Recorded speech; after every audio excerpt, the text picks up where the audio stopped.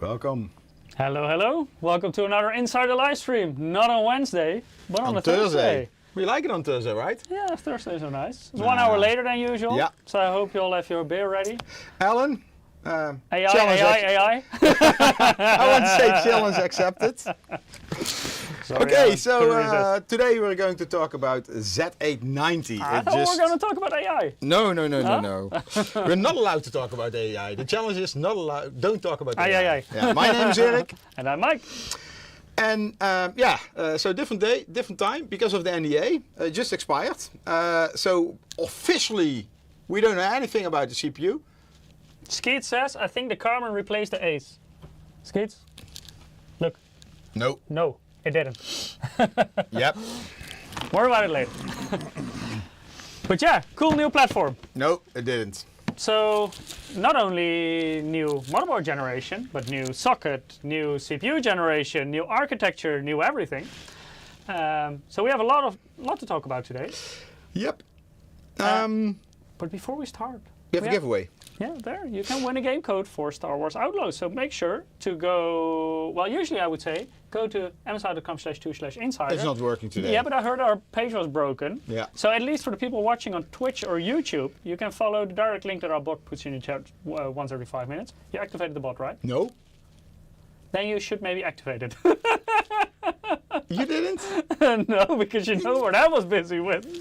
Okay, Eric will now activate the bot for you guys. Come on. So you will get the link once every 5 minutes in the chat. If you're not watching on YouTube or Twitch, so perhaps you're watching on X or on TikTok or whatever, then make sure to go to YouTube or Twitch to make sure you get the link, because usually you can go to our page, but at the moment that seems to be broken. So is our chatbot, but Eric is fixing that right now. But make sure to participate, because we will give away several Star Wars Outlaws game keys during the stream. You did all the settings in the chatbot, right? I only have to enable it. You only have to enable it. And then the chat can test it for us to see if it works. Did you do the next week's thing? Yeah, I also did the next week thing. I'm going to Just needs to be unmuted. next That's week. it. Yeah, so you only have to sign up once. We'll do several drawings throughout the stream. If you signed up in the beginning, you don't have to do it again for the next drawings. I already see a lot of questions. Before I'm going to answer those, we will go through. First, we'll go a bit through what Intel announced today. So we just downloaded also their press deck, so we will go through it together with you guys. Talk a little bit about this new architecture, about their new processor series, about what Intel claims should be the performance of the new processors. Vectom is helping, but next week not working. And after that, we will go through our motherboard lineup. We have a couple of boards in front of us. There will be more boards in the future. So we will have a separate live stream later on where we will also show you the performance of these new processors. And then we will also talk about two very special boards. Twitch but is we will working. cover a lot of them today. Yeah, it's working? Twitch is working. Okay. Then make sure to sign up for the giveaway if it works. I'm going to move this quickly because it's so full of Yeah, so stuff please also let me know if you finished the first level of Star Wars Outlaws, because I'm still stuck. Yeah, Yeah. That was so difficult. By the way, why do you have the cleaning thingy? I thought it was for protection purposes. If you touch these shiny new motherboards, so they don't break immediately. The perhaps? bot is in your chat. Bart, join. Yeah, is the bot active now? Should be. Quarky asks, do you have any Intel on Intel? That's a good question. That's a good question. We have. Yeah, we have. We're going to talk about all the Intel stuff. Yeah. Does it work now? No, I will ask Peter. Did you break it? I don't know. But it can take up to 5 minutes, right? Because it's like an interval thingy. No, the next week not. Oh, the next week now. But does the link work? The giveaway link? It should work, right? Yeah. It should. Yeah. I'm in. Okay, maybe paste a link in the chat. Then, Oh yeah, you're a smart guy. then at least people can sign up. Because people are very interested in Star Wars Outlaws and not in all these shiny new motherboards. Yeah, indeed. Then we just get going. But I don't have the chat here. You don't have the chat here. No, one moment. So much. Oh, what I clicked on. Eventually, we'll have a working giveaway.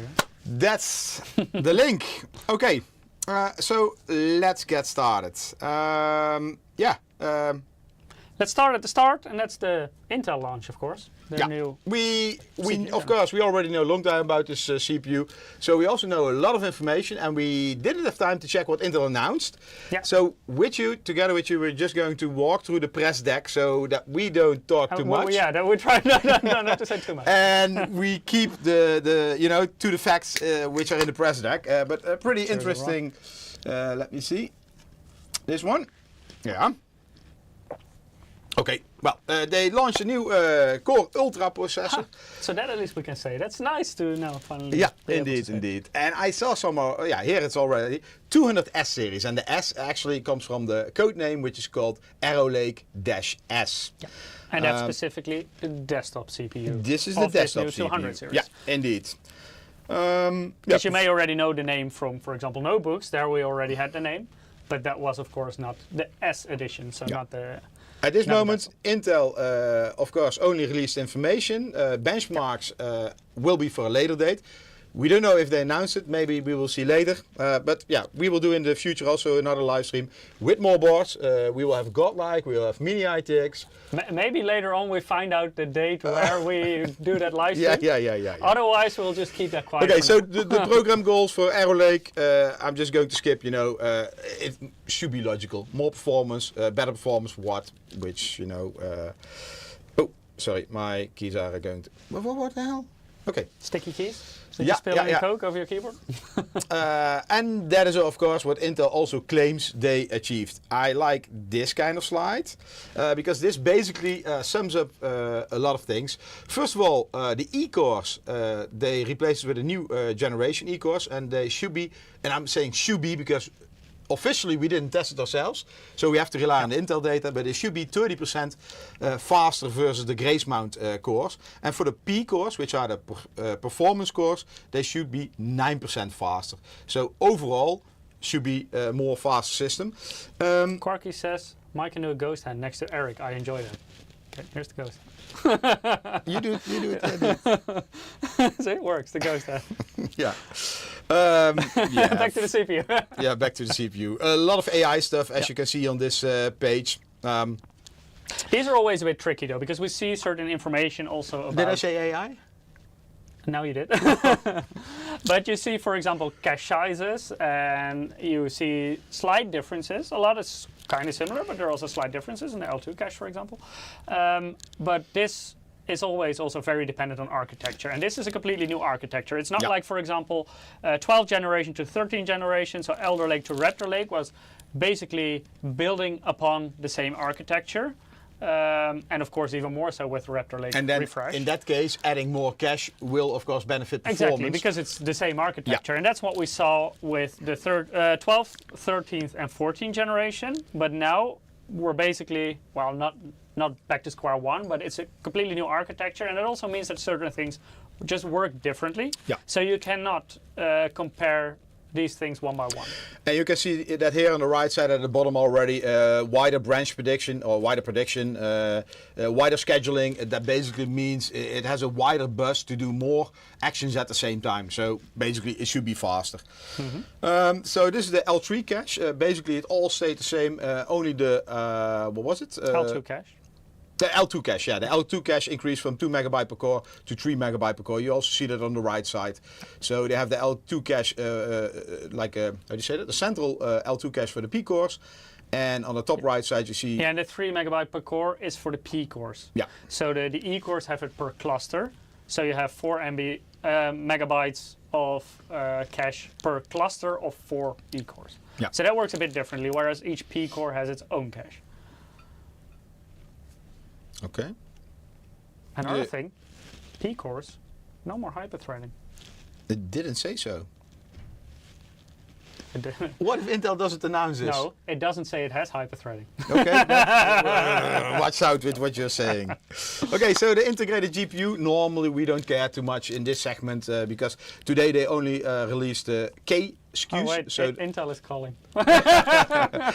So they only released the overclocking SKUs, so there we normally have a discrete GPU with it. Mm-hmm. But as you can see, they improved their architecture again. They're already talking about tops. Not too much new here. Let me see. Okay, yeah, so they're talking about 36 tops total. And tops, of course, this is a buzzword you will hear a lot for AI. We're moving to the generation of the AI So no PCs. AI, but we're going to talk tops.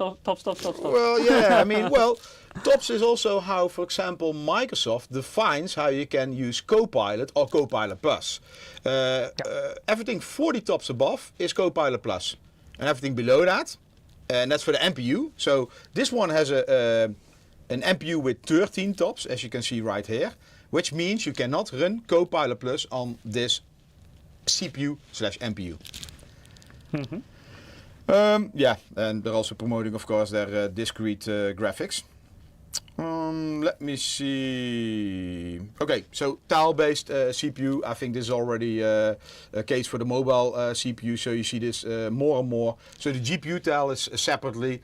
The SoC, the CPU, I think the.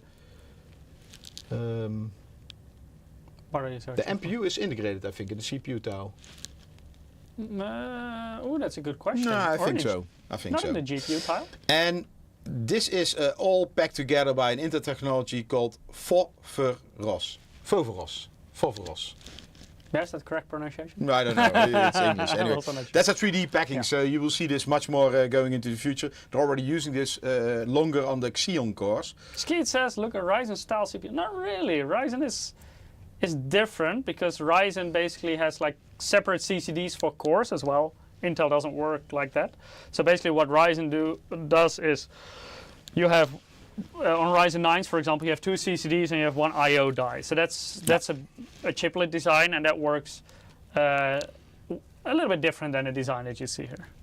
Everybody has their own approach. So here you have an overview of the SKUs they are releasing. So they start at the top with Ultra 9, so it's not called Core. i9? Yeah, indeed, Core i9. It's called Core Ultra It's 9. end of an era. For how long did we It's have? still Core. Yeah, but the I. So how long Yeah. did we have I? That's a long time. Long time. Phew. What year was that? Z80. Is that 77 already? No, I think the first one was X58. I think first core series.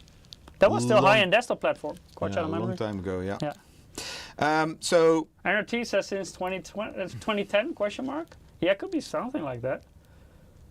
Should be somewhere there. 2010. this overview shows all the different CPUs. So basically, they have the Ultra 9, Ultra 7, and the Ultra 5. And for the 7 and the 5, So they have basically like Core i9, Core i7, Core i5. And basically, they have 2 SKUs for the 7 and the 5 with integrated graphics and without. The F stands for without. So that's still, like in terms of naming, the same as what we know from the previous generation. Indeed, and K also unlocked for overclocking. So if you look at the CPU cores, also not that much different configuration-wise. 8P cores plus 16E cores. However, the cores itself are totally changed. The architecture is totally changed. Silent Shadow is asking, so what CPUs are able to run Copilot Plus? From these desktop models, none.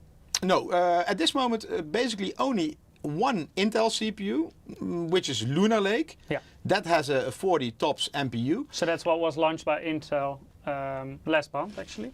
During Gamescom. On Gamescom. No, IFA. Of IFA, sorry, Yeah. yes, you're right, yeah.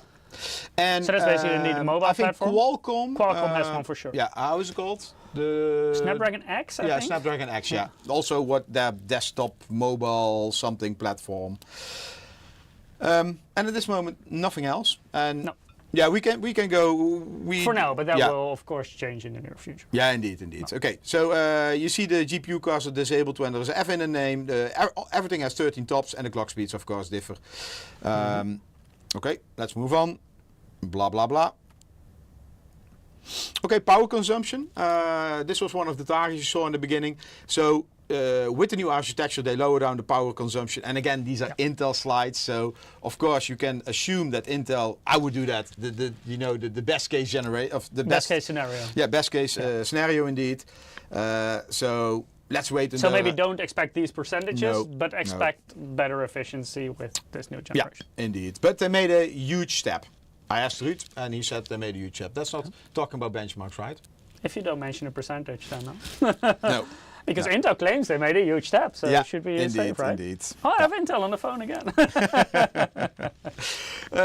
Well, we already talked about the cores. So this is single core performance in these benchmarks, and you see they compare everything to the baseline performance of the 4900K. That's the So that's white like line. Basically 100%, and then you get the percentage. So these CPUs perform 5 to 11% faster, and it really depends on what kind of application you're using. And this is all, of course, the content creator applications. It's not gaming. Probably we will see gaming later on as well.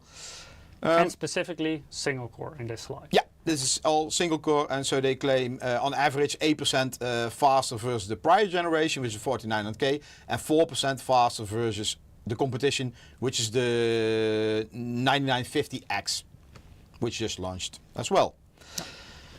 This is multi-core. And again, especially against the competition slides, it's always let's wait until independent benchmarks. I would suggest here to look at the comparison they make to their own 14th generation. Yeah, it's probably the most realistic one, I would say. Here they talk about multi-core performance. So you see Cinebench, you see 3D Mark, spec rate. So they talk about 50% faster versus prior generation. I think that's a huge step, and 13 versus the competitor. Basically, it means they were behind, which is also true. Yeah, so it always depends a bit on the exact situation. We're now talking about multi, like Cinebench, etc.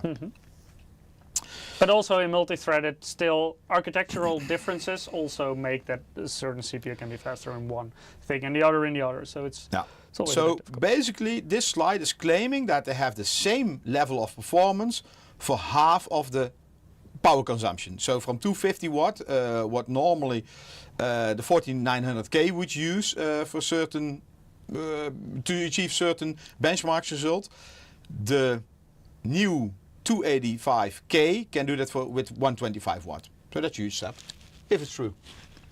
We can test that out later. Not today. Not today. Not later. today. Yeah. In a future live stream, we can test that out. Let me see. Yeah, so talk about energy efficiency, elite gaming experience. Okay, gaming, that's interesting. One giant leap in gaming performance per watt. So they're focusing on performance per watt. That doesn't mean that the performance increased. It can also mean that only the power decreased a lot. So you see here, per watt is always like an efficiency measurement, basically. So here you see par, which basically means ampere, and here it says ampere is minus or plus 3%. So have you been playing golf? No. They have par. I know, we played golf in the past. Were you any good? That's a no. Okay, I'm not a golfer. You need to be patient.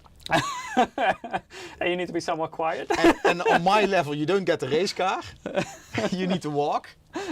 Now, I did it several times in Taiwan. It's really nice, but the sun is burning. And when you do, what is it, 18 holes or something? By the way, have you been chewing on my sample? I just quickly watched one of the connectors.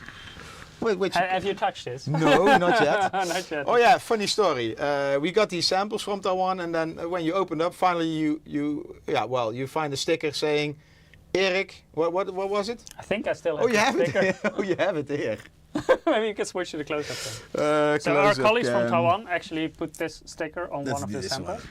I'm not sure if you can read it. Yeah, and I'm not sure if that's like information or a warning, like don't touch it. Yeah. Because then it won't work anymore.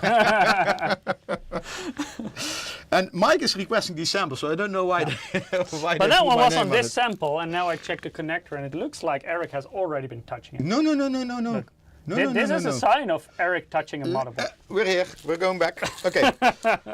So basically, on the left side, you see that Intel is performing less. This performs for what? Yeah, less than the 4900K. And on the right side, you see they overperform, and you see that they claim that on some benchmarks, some games like Warhammer, Space Marines 2, the power usage for the same performance is going down 165 watt, which is a lot. But that's an extreme example because in most situations you won't even use that amount of power during game. Indeed. At least on the CPU side. No, depends also if the game is CPU intensive or not, etc. And also depends very much on your settings. Yeah. The higher settings. It seems we have a live demo, but I didn't download it. Anyway, what is this saying? Okay, so it's also about efficiency. So with similar performance, they claim that. So this is total system power. On the 4900K, they have about 264 FPS. So total system power is with all our components as well. This is not specifically with the GPU. GPU as well. 527 watts. And then with the new generation, the Core Ultra 9 285K, achieving 261 FPS at 447 watts. Basically a decrease of 80 watts. Skeets also says Space Marine 2 is a very CPU intensive game. 4K is my CPU at 47% usage. Yeah, so that's why it's a more extreme example. So you won't see those kind of numbers in every game, of course, because not every game will load up your CPU that much. Let's wait until what the media says and what we can benchmark ourselves. We can try some different configurations out when we do. Basically here they have several games picked and they claim. I asked Michiel, because we already saw this slide before, I asked Michiel, do you know this game Geomean? Very good game. He said that's the average. Okay, so far my English skills. So on average 73% less power usage. I would say that's impressive. But there also you see that for certain games it's a small difference, for other games it's a huge difference. Yeah, and of course with less power usage you also see that, I mean, normally it goes hand in hand. Less power usage means less heat and means you can boost up higher. Usually yes, but of course this is new architecture, new so architecture, you need to, so things are reset. yeah, indeed. So here you see, I don't know what the average is, but I would say 12 to 13% on average, the decrease in power of the CPU. Average cooler package temp, so the package of the CPU. Battle of the Titans. Okay, so they, let's skip this. I mean, I don't want to talk too much about AMD. Let's wait for the real benchmark results. So here basically they're saying we're doing better for both gaming and content creation. So let's wait and see. Power limits. Michiel, you have anything to add about this? No, basically this hasn't changed that much. No. Except for that they tend to be a bit lower than what we saw in the previous generation. I skipped the slide. But yeah, you always have your short duration power limit and long duration power limit. So the PL1, PL2. But this is also something we will test, demonstrate. It's quite funny. It looks to me that Intel is claiming that they have 5% less gaming performance versus the last generation. Yeah. The temperature is 15% lower. 15 degrees lower, sorry. And the total system power is 180 watt lower. Yeah, this can be. So basically they're saying, hey, it's not as fast as last generation, but we worked a lot on power consumption. Which was also something they needed to do. But that's how I see this slide. Yeah, and indeed, because this can be a bit confusing, because we just saw some slides demonstrating, hey, it has better single core performance, better multi-core performance, but it doesn't always translate into gaming performance, because there are more variables there. That's something, for example, we also see with the AMD X3D CPUs. They do not have better single core or multi-core performance, but they do have better gaming performance than their normal counterparts because of the 3D cache, for example. So Benjamin Schoenheim is asking on TikTok, when did the i9 come out? Well, they don't have an i9 anymore. It's called Ultra 9. Yeah, Core Ultra 9. Yeah, so the i is cancelled. Game. By the way, that's a good point. Namrock says it's Ultra 7, not a 9. Can you go back one? Because that's a comparison between the Ultra 7 versus the Core i9. Oh yeah, indeed. Oh, that's interesting. Okay, yeah, good point. Yeah. Somebody is already awake. We're still sleeping. Yeah, very good point. Yeah. And then, of course, it is still the question, how would the Core i9 fare against the... Yeah. I would have preferred them to compare the Ultra 7 to that's, you know, it's a quite confusing slide, because you need to be awake and for the small detail. Yeah, And this makes a lot of difference. I think what they wanted to say here is, hey, you can get almost same game performance with way lower power, and that's probably why they compared the Ultra 7 to the Core i9. But Intel, next time, highlight a little bit more for me, please. Thank you. Okay. And compare Ultra 7 to Core i7 and Ultra 9 to Core i9 would make more sense. Their PowerPoint is with a 265, not with a 85. Powerhouse, content creation, so what is this? Okay, they're doing the same comparing to AMD, so we are going to skip this. Oh, AI. Mike, this is your department. No, it's Alan's department. Alan wanted us to talk about AI all stream. Yeah, basically they're saying AI is growing. Geekbench, I'm going to skip. They have a lot of different benchmarks. AI optimizations. Audacity.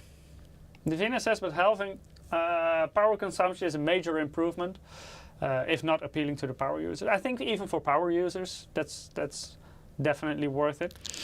Because as Eric mentioned as well, when you produce more heat, usually there is less room to do tweaking, overclocking, boost further, all those kind of things. So I think it's always a welcome thing if efficiency decreases, also for power users. So a few claims they're making here. Intel's first desktop AI PC. Well, that's correct indeed, because this is the first desktop CPU with an NPU inside. 50% faster Crater AI. They're comparing this with AMD again. AI assisted video editing. Read small numbers. 8 times faster timeline playback of Pro video codecs. They don't mention which one, so probably it's all in the small letters. Okay. Oh, chipset. Now it gets interesting. Yeah, I don't know. I mean, yeah. So chipset 800 series. Today they're only launching Z890, so the high-end chipset.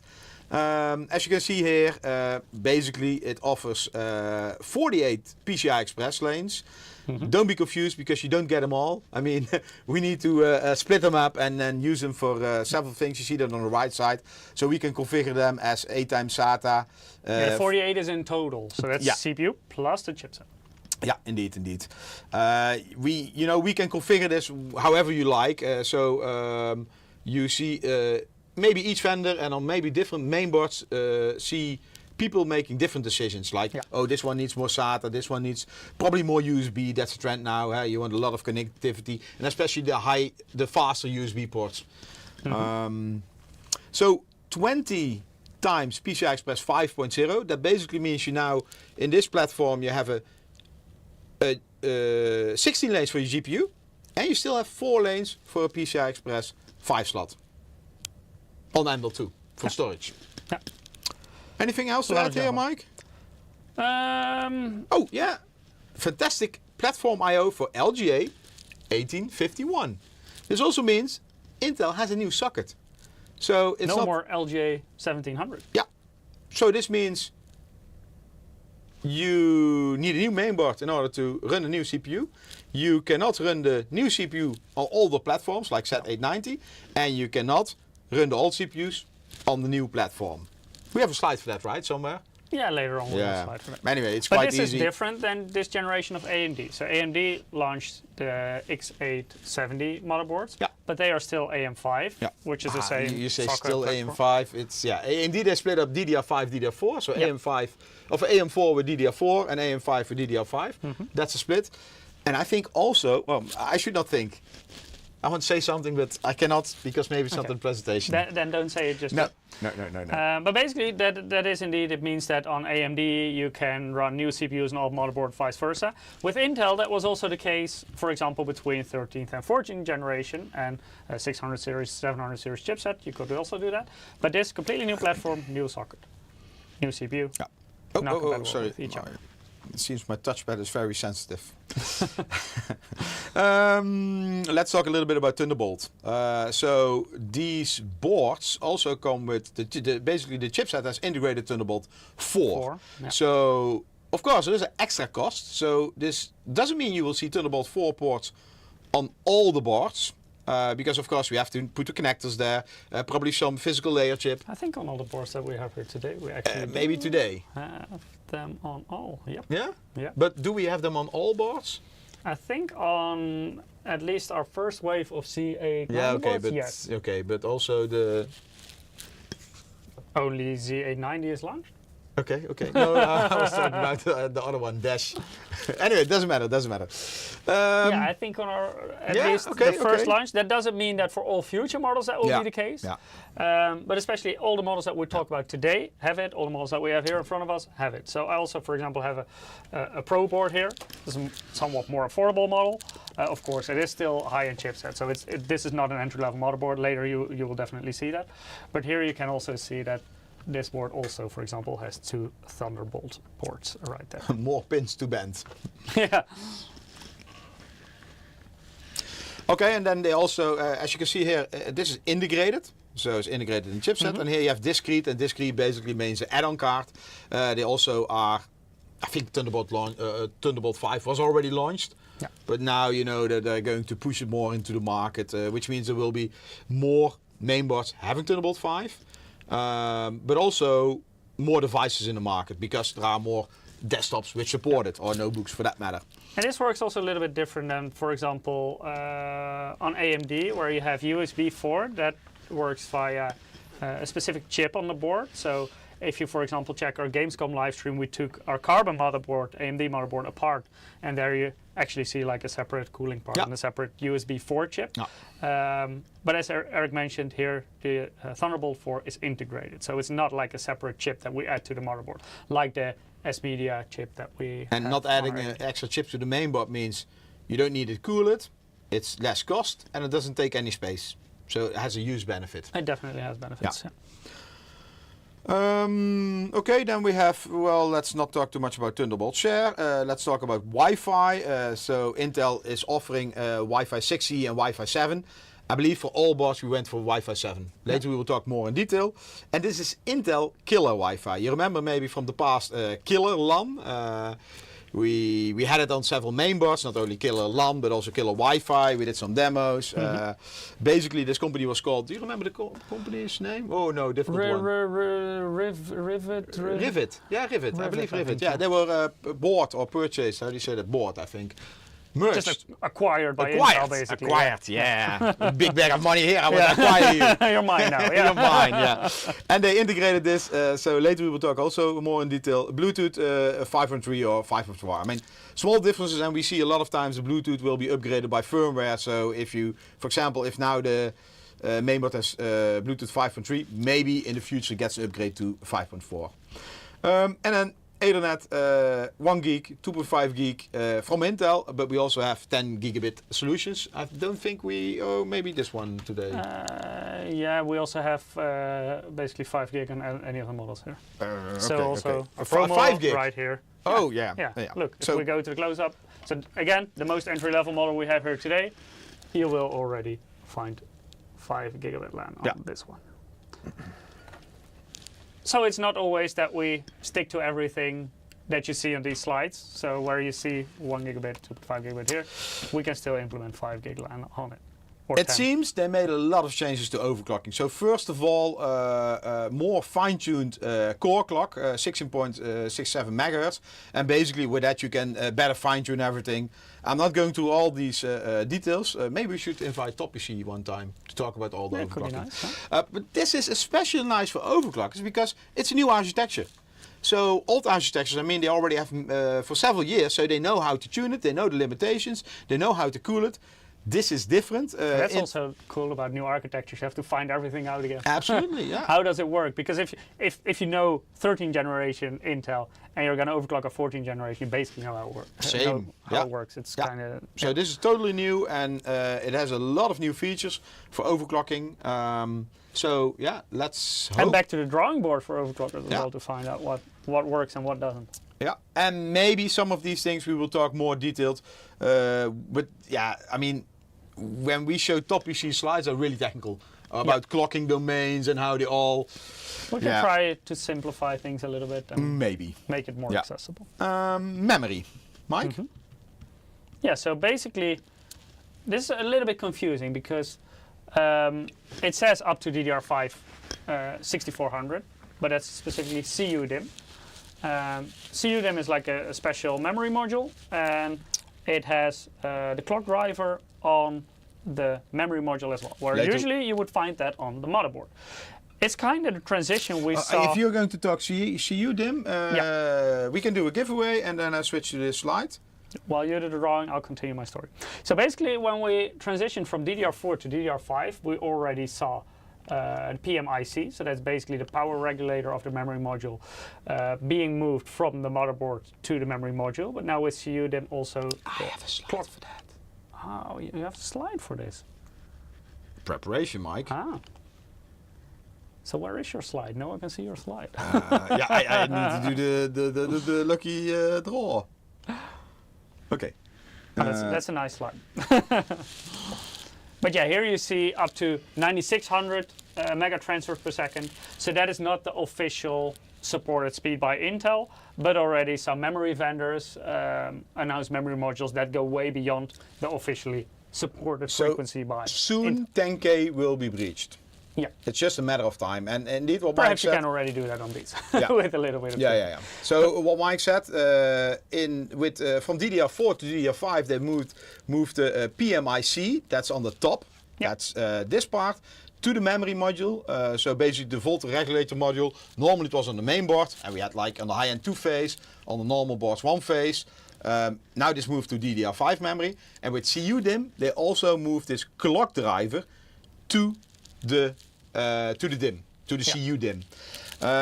Basically, you can reach higher clock speeds with this. The advantage is, of course, when you move it to the memory module, is that you don't have any potential interference or a loss of signal quality by going through the memory slot. So you're already on the correct PCB, basically. Whereas if you have to do it over the motherboard to the memory module where the memory chips are, there, of course, you will always lose a bit of quality in the signal because of the slot. So basically, CUDIM compared to regular UDIM modules should give you a little bit better performance because the signal quality will be better on the same PCB than it is through a DIM slot. Okay, first winner today is Moorheim 1234. Congratulations, you win Star Wars Outlaws. Are you sure it's 1234 and not 1234? It could also be 1234. That's also possible. Yeah. Or 1200 something. So the person who won, let us know in chat how we should read this. But congratulations, you won. It was probably for Star Wars Outlaws. So please keep an eye out on your mailbox. We'll email the code to you in the coming days with some instructions on how to redeem it. Congrats! And if you have already participated, no need to do anything anymore because you will be automatically enrolled in the next drawings. If you still haven't participated yet, make sure to do so and follow the link in the chat. That our bot drops there every 5 minutes. Yeah, so basically that's why you see here UDIM, CUDIM, SODIM and also CSODIM. So basically that's SODIM is for mobile and CSODIM is, I don't know what it is, probably the same as CUDIM. But yeah, mobile as in notebook and small PCs, not as in mobile phone mobile. But No. Yeah, so dual channel ECC support, I mean the rest is all the same. And the clock speeds of course always depend on the BIOS firmware. So later we will talk also a little bit about MSI. I think this is a recap. Yeah, it's basically an overview of the platform. Yeah, so basically they say 30% faster in multi-threaded. 70% cooler, 165 watt. Degrees cooler. Oh, so again, degrees indeed. Celsius, not Fahrenheit. No, 165 watt lower system power of up to. Yeah. Tricky. Yeah, important one. Up to. And the 36 stops, but I mean that's also including the GPU and the MPU. Basically the MPU is 13 tops, so not qualified for Microsoft Copilot Plus. Yeah. I think that's it, Mike. Yeah. Oh, Sales and I see a date. we see a date. So sales and pre-order starts on October 24th. So that also That means... sounds like a very good day to do a live stream, Eric. Yeah. Maybe that Thursday. Let's do a Thursday again. At 5 o'clock. Now first I want to see if how we like it this Thursday, and if this is a good Thursday, then we do another Thursday. This is in 2 weeks' time, right? Yeah, 2 weeks. Yeah, okay. We have pricing, Mike. Yeah. We have pricing, CPU pricing. So basically, the Ultra 9 285K is on par with the 4900K, Yeah. $589.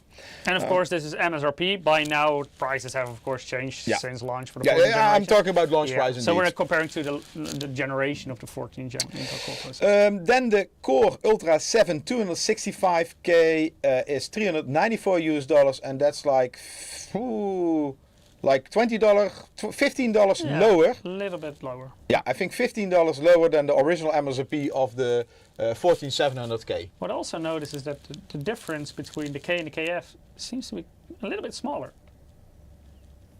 It's $20. What was it? I think it was here like, it's $10. yeah, but I think it used to be slightly more. Yeah?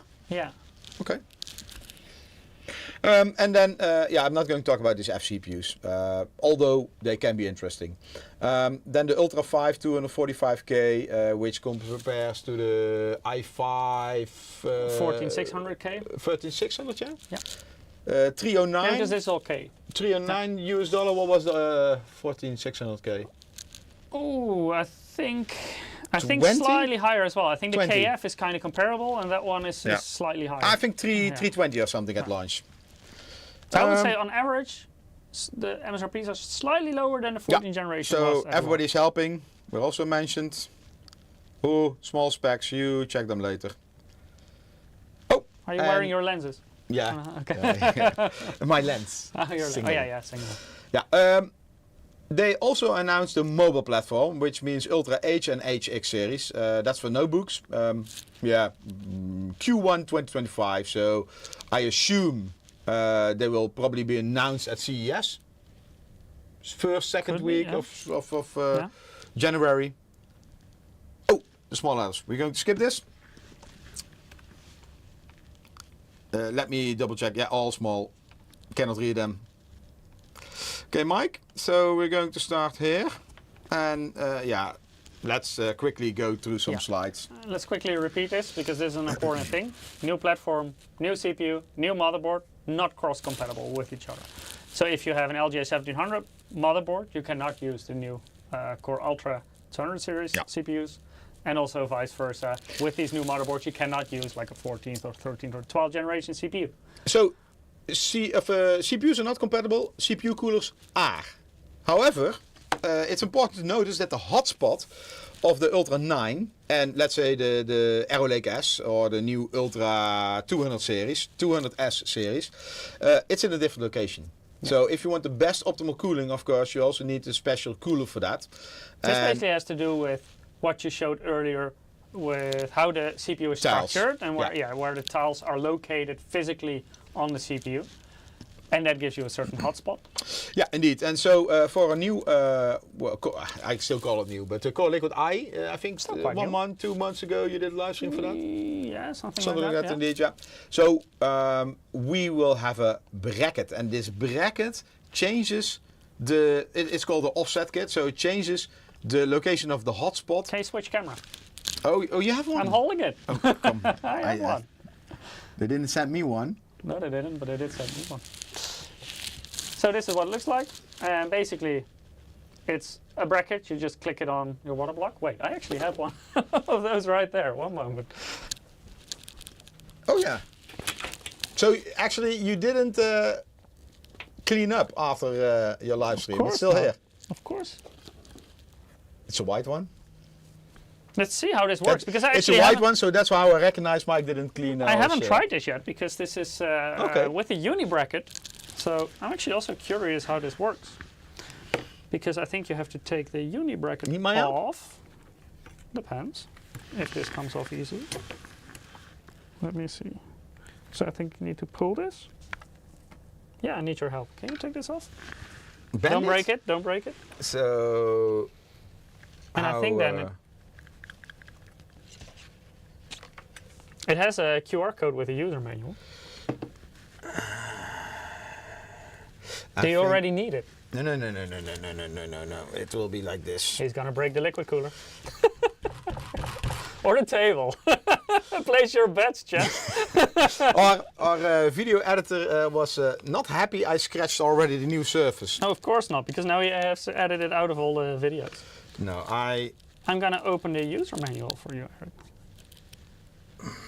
I scanned the QR code on the packaging.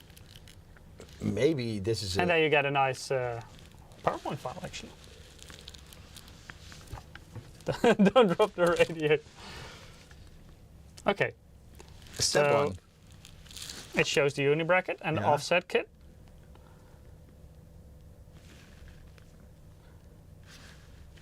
It's quite sturdy. Should it not be attached to it? No. Should you remove that? No, I think you have to remove it. This is actually a great user manual. It only shows. It doesn't show anything. Anyway, let's fix this we will before. figure this out. Yeah. Because this should replace the uni bracket, I'm pretty sure about it. Are you sure? I mean, if you put this on... Yeah, because you basically have to take that position. Yeah. Does it fit? Does it even fit? Yeah, if you can slide it over, but then the uni bracket needs to be out. Yeah. Okay, well, we will see for next time. Mike, I'm gonna fight with this. never demo things you didn't try before. No, but I'm also curious. Don't slice your hands. No, that's true. But basically, the uni bracket has to come off. I'm sure they will This say should something. replace Oh, it. you have an early sample. It doesn't support the uni bracket yet. That's something very possible. Very possible. Yeah. By the way, and that's interesting to mention here, the offset kit will be available for free when you get one of those Core Liquid I series. Yeah, we need to feedback them on the SOP because this is like a joke. Yeah, it should be a little bit more straightforward. But later on, if you purchase a Core Liquid I series, you can get one of these for free. Yeah, and it will also be, probably in the future there will be a running change that you can use directly on the new Ultra CPUs. And yeah, well, as you can see here, we're talking about 3% better cooling performance. So it's something. But It can help, yeah. Yeah, it can help. You're talking about like 49 of 94 watts to, what is it, 88 or something, or 89. But it can also help with noise levels. Oh yeah, indeed. Okay, then something new. Intel. Clay Plays X is asking, is this live? No, we No. pre-recorded this. No, this was Not live. yesterday. Yeah, Or tomorrow. or the week before. Yeah, old content. Yeah. Yeah. So Intel also uses a new RL ILM. Basically, it's an integrated lever mechanism for the CPU bracket. Basically, you remember what RL is? Oh, Something loading, right? Wait, let me look this up Yeah. so I get this correct. Reduced Yeah. loading. No, I don't think it was loading. Reduced something. Maybe we have it here. What was the official? I think reduced loading. Here it comes. Reduced load. Yeah. Oh, reduced load. Okay. Yeah. So Now, the whole name is Reduced Load Independent Loading Mechanism. independent load lever mechanism, ILM. This is load. It's a lever. Anyway, doesn't matter. This will, basically it reduces the. The RL, so it's not Rocket League, but reduced load. Basically, it's to improve cooling. So Intel not only improved the CPU, but of course also the socket and the package, and this will help. Let's say 2 degrees on average. I already saw somebody claiming 3 degrees. We will never know because it's very difficult to test this with a socket which doesn't have this. So here you see the old leverage, what is it, mechanism, and on the right the new one. So basically, Exploded view. yeah, you see here they put a isolator in it, between it, and this is how you can recognize it. And it might mean This is also LJ8051, so it might mean that there was a running change before the launch. But I don't think the old one will hit the market. I also don't think. I think all of these. Yeah. Let me see. Let me check all my samples with RL, with RL, with RL, with RL. Yeah, so probably the old ones don't hit the market. So at least I don't have any models with RL. also for the loading plate, which you use to lock the CPU, it used to have a small 2-degree curvature. That one is reduced. If you reduce 2 degree, it's 0, right? That's not reducing, that's removing. Yeah. Okay, maybe it's 1 point something. Anyway, we will never know.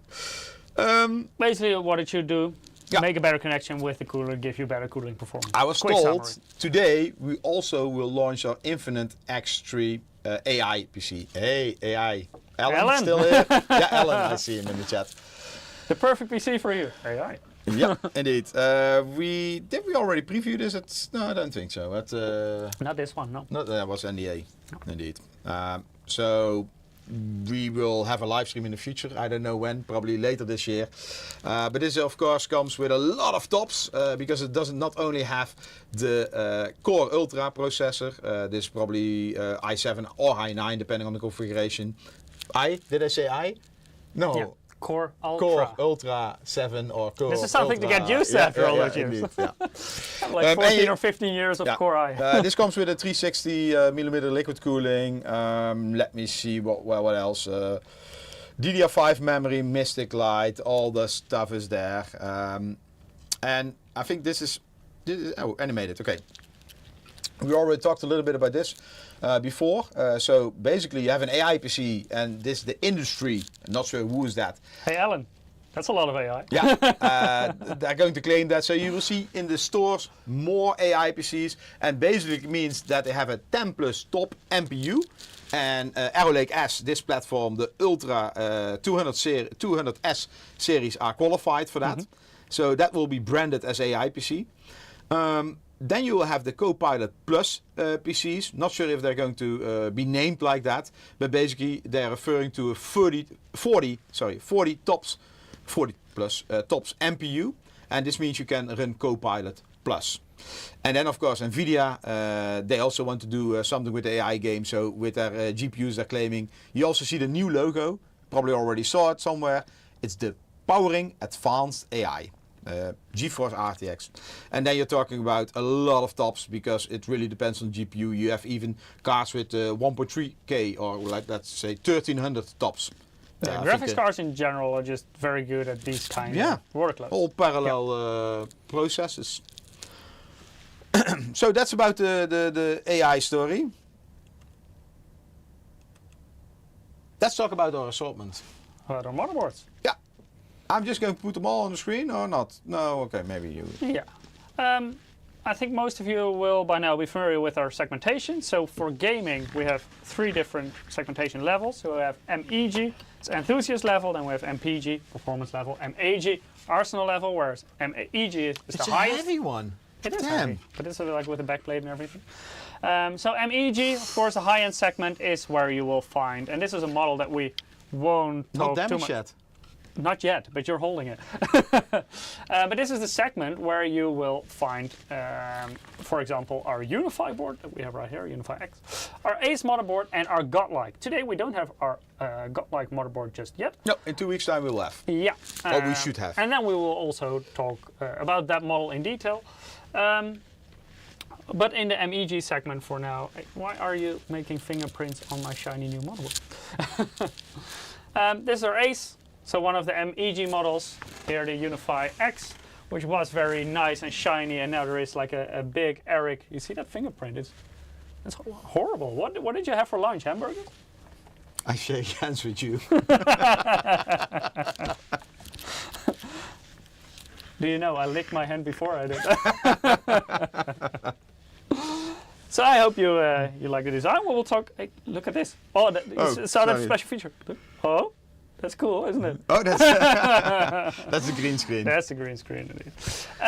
So that's the MEG segment. Then within our MPG segment, so it's the performance series. We actually have 3 models at launch. So that's Carbon. I saw that one.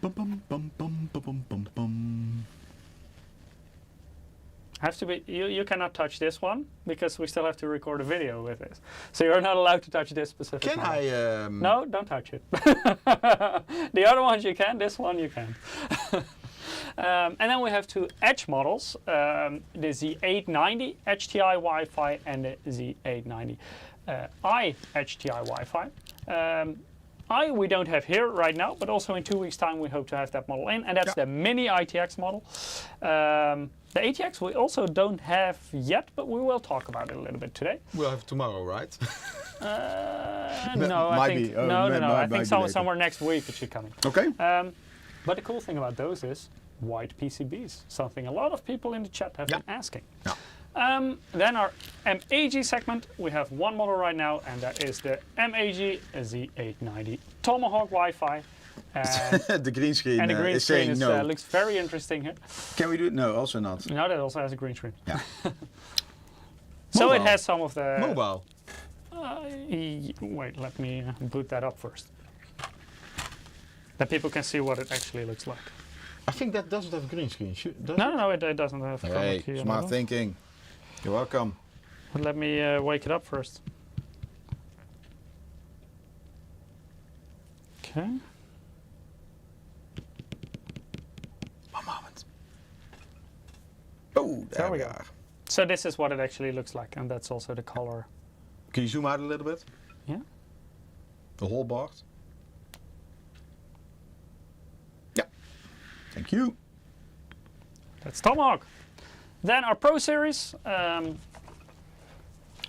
And we have several models here, but at launch we will have two models available, and that's the Pro Z890-A and the Pro Z890-P Wi-Fi. This is the -A model. And the differences with the -A and -P you will usually find right here. So for example, here you will find some more Ender2 Shield Frozr, all those kind of things, some of the more fancy features. -P will be a little bit more affordable model. I see somebody with a Japanese or Chinese name, sorry, difficult, that should be Japanese, right? Will new motherboard have new BIOS? Yes. Yes, later we will show you the new BIOS. We cannot show it live because of the NDA. Alan also says only 4 boards for AMD. Well, you know, at start, yes, but more will be coming. Don't worry.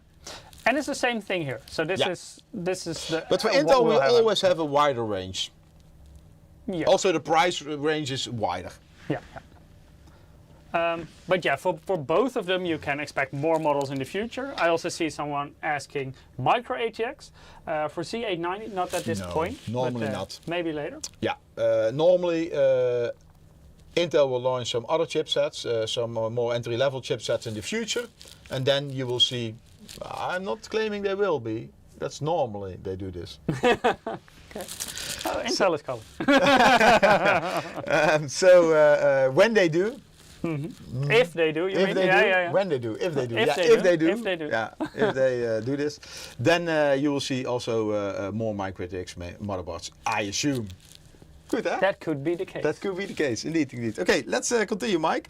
So we already did our X870 live stream. The question is, pricing still under NDA? No, we will talk about that as well later. Later. So a lot of things are basically the same like AMD. So maybe, Mike, otherwise we're here still 2 or 3 hours. Yeah, so basically we have Ultra Power and Ultra Power Plus. It's about the VRM design.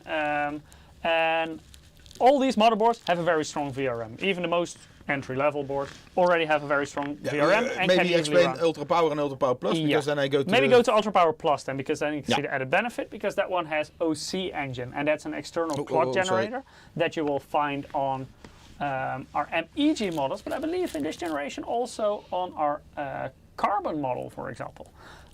It's basically moved one segment up in terms of VRM, and also has an OC. Here you can also see the Carbon is in blue because of the Ultra Power Plus. And the cool thing about the OC engine is you can fiddle around with base clock frequency, so also with a non-K skew CPU, you can still do a little bit of overclocking, underclocking, those kind of things. If you want to know more information about this, we also had this in previous generations, so there you can view back how it works. And again, VRMs are overspec'd as always. Yeah, and especially because the VRM did not get weaker in this generation, but the CPU should consume less power. Yeah. So that's basically it makes the VRM a little bit more overkill. But yeah, as you can see, a lot of the boards have an extremely strong VRM, 110 amp power stages in the Ultra Power Plus boards, but also the regular Ultra Power boards have a lot of power stages for all of them. Yes, 2B Killa is also asking on YouTube, will there be a Project Zero board? Yes, we will also, both for AMD and Intel, we will have Project Zero boards. New ones indeed. I would say maybe CES. I don't know when we will show them off, but that's normally it works like this. Yeah, but yes, you can expect, definitely can expect Thunderbolt more 4, yes, we're going to talk about it. Thunderbolt 5, we will also highlight that. Okay, Mike. Yeah, continue. We just talked about this, so we're going to skip this. Memory design, of course, important topic. SMT soldering, like you know from previous generation as well. This is basically something we introduced with DDR5, because DDR5 needs better signal quality and SMD soldering. Are you destroying No. I was trying to find a board. They all have backplates. No, just the MEG models. Yeah, maybe. No, that one you cannot touch. show the backside. Yeah, oh yeah, that's okay. So here you don't see any pins, and that's because of the SMT soldering process. And SMT soldering gives a better signal quality. That's why this is done on DDR5 memory slots, but also on PCI Express Gen 5 slots. Also has reinforced memory slots. It's a little bit difficult to see because it's not like the whole slot is kind of silver outline. Maybe with a mobile phone, Mike. No, you can show it in close-up. So here, for example, you see that basically all metal. These are still also reinforced slot, but the reinforcement is basically here in the middle parts. Of course, there is not as much weight on memory modules as there is on graphics cards, especially nowadays with the huge high-end ones. But these are still reinforced slots. So, question in the chat: does Unify X have thermal pads below the DDR5 slots? There is a backplate on it, so I cannot see it. But I would say wouldn't really require it. No, that's not the. Oh, it's behind the DDR. I don't think there is like actually. Yeah, not. Nah, they're not really thermal pads. We will remove it one time. Yeah, but also the heat generation is not really behind the memory slot. No. So it wouldn't really make sense. There is like some kind of padding that you don't get any interference issues. Yeah. So you can see like two pads. The PMIC and the memory chips, they are getting hot, and that's on top. Look, there is a hole there. Oh, it's green. It's PS2. PS2. It's green. Yeah. It's PS2 connector. Yeah. And then people, of course, will be wondering, why do you have PS2 connectors in 2024 on the motherboard? That has to do with overclocking, because this board is specifically designed for overclocking purposes. And of course, also CU DIMM support. We already talked about that, so let's continue. If you look at the Z890 boards regarding clock speeds, memory, I think most of them can do 9,400, I would say. Yeah, this is still under testing. This will change each week. Yeah, I think for now, for the 4 DIMM boards, our official frequency is like, I think 9,200. But this can still change, still testing. No, it's already, I saw... already increased? 9,400. It is even higher on the 2 DIMM board, so maybe you can go to the next one. Because Unify X, 2 DIMMs, basically you have a single DIMM per channel, because you have 2 memory channels. That will give you better signal quality. It also allows you to reach higher memory speeds. That's also why if you see any overclocking records, you will usually see them on 2 DIMM boards and not 4 DIMM boards. That also means that basically the certification for these boards is also higher. So I believe it's now 9600 for the Unify X, but this is also something that may increase over time with new BIOS updates, with new memory modules. It's always dependent on basically the weakest link in everything. So it can be the memory controller in the CPU, it can be the motherboard, it can be the memory module, etc. PS2 ports more reliable at extreme temperatures. Yeah, basically sometimes with extreme temperatures and extreme overclocking, basically the USB signal drops. Yes.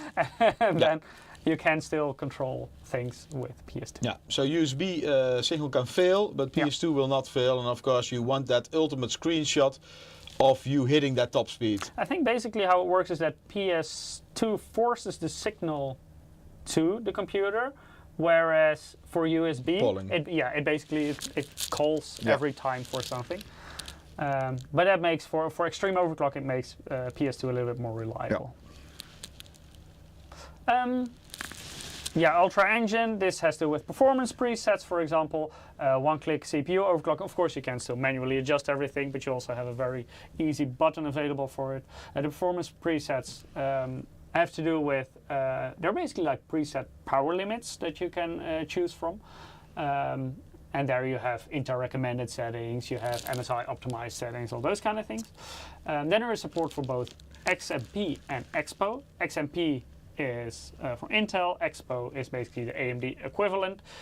If you have a memory kit made for AMD basically, so with an Expo profile, you can still use it on these Intel boards and still select that Expo profile. I see outer space and then the Chinese or Japanese name. Just post your name so we know how to pronounce it. Are you sure it's not Korean? No, it is not Korean. No. Yeah, very sure? No, I'm not sure. I don't think it's Korean.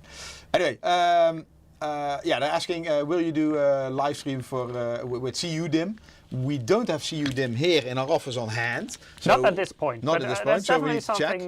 And will the to. QVL saying which CUDIMs to buy for X? You know, I don't know, but that's what I assume because Top, you see, our in-house overclocking, he's a memory freak and they're testing so many memory DIMMs. And then, yeah, this is his board, Unify X. So I would expect later as well that those memory modules will also pop up. Yeah, in the QVL. indeed, yeah. And I saw the CUDIM. I saw several brands launching it, but what was it? I think Gal launched Not really it. launching, most just announcing. Oh, announcing, yeah. So it also becomes time before during that will hit the Computex market. we saw a couple of them. Yeah. So, but yeah, that's it's still very early stage for CUDIM, but that's something that will probably be more common in the future.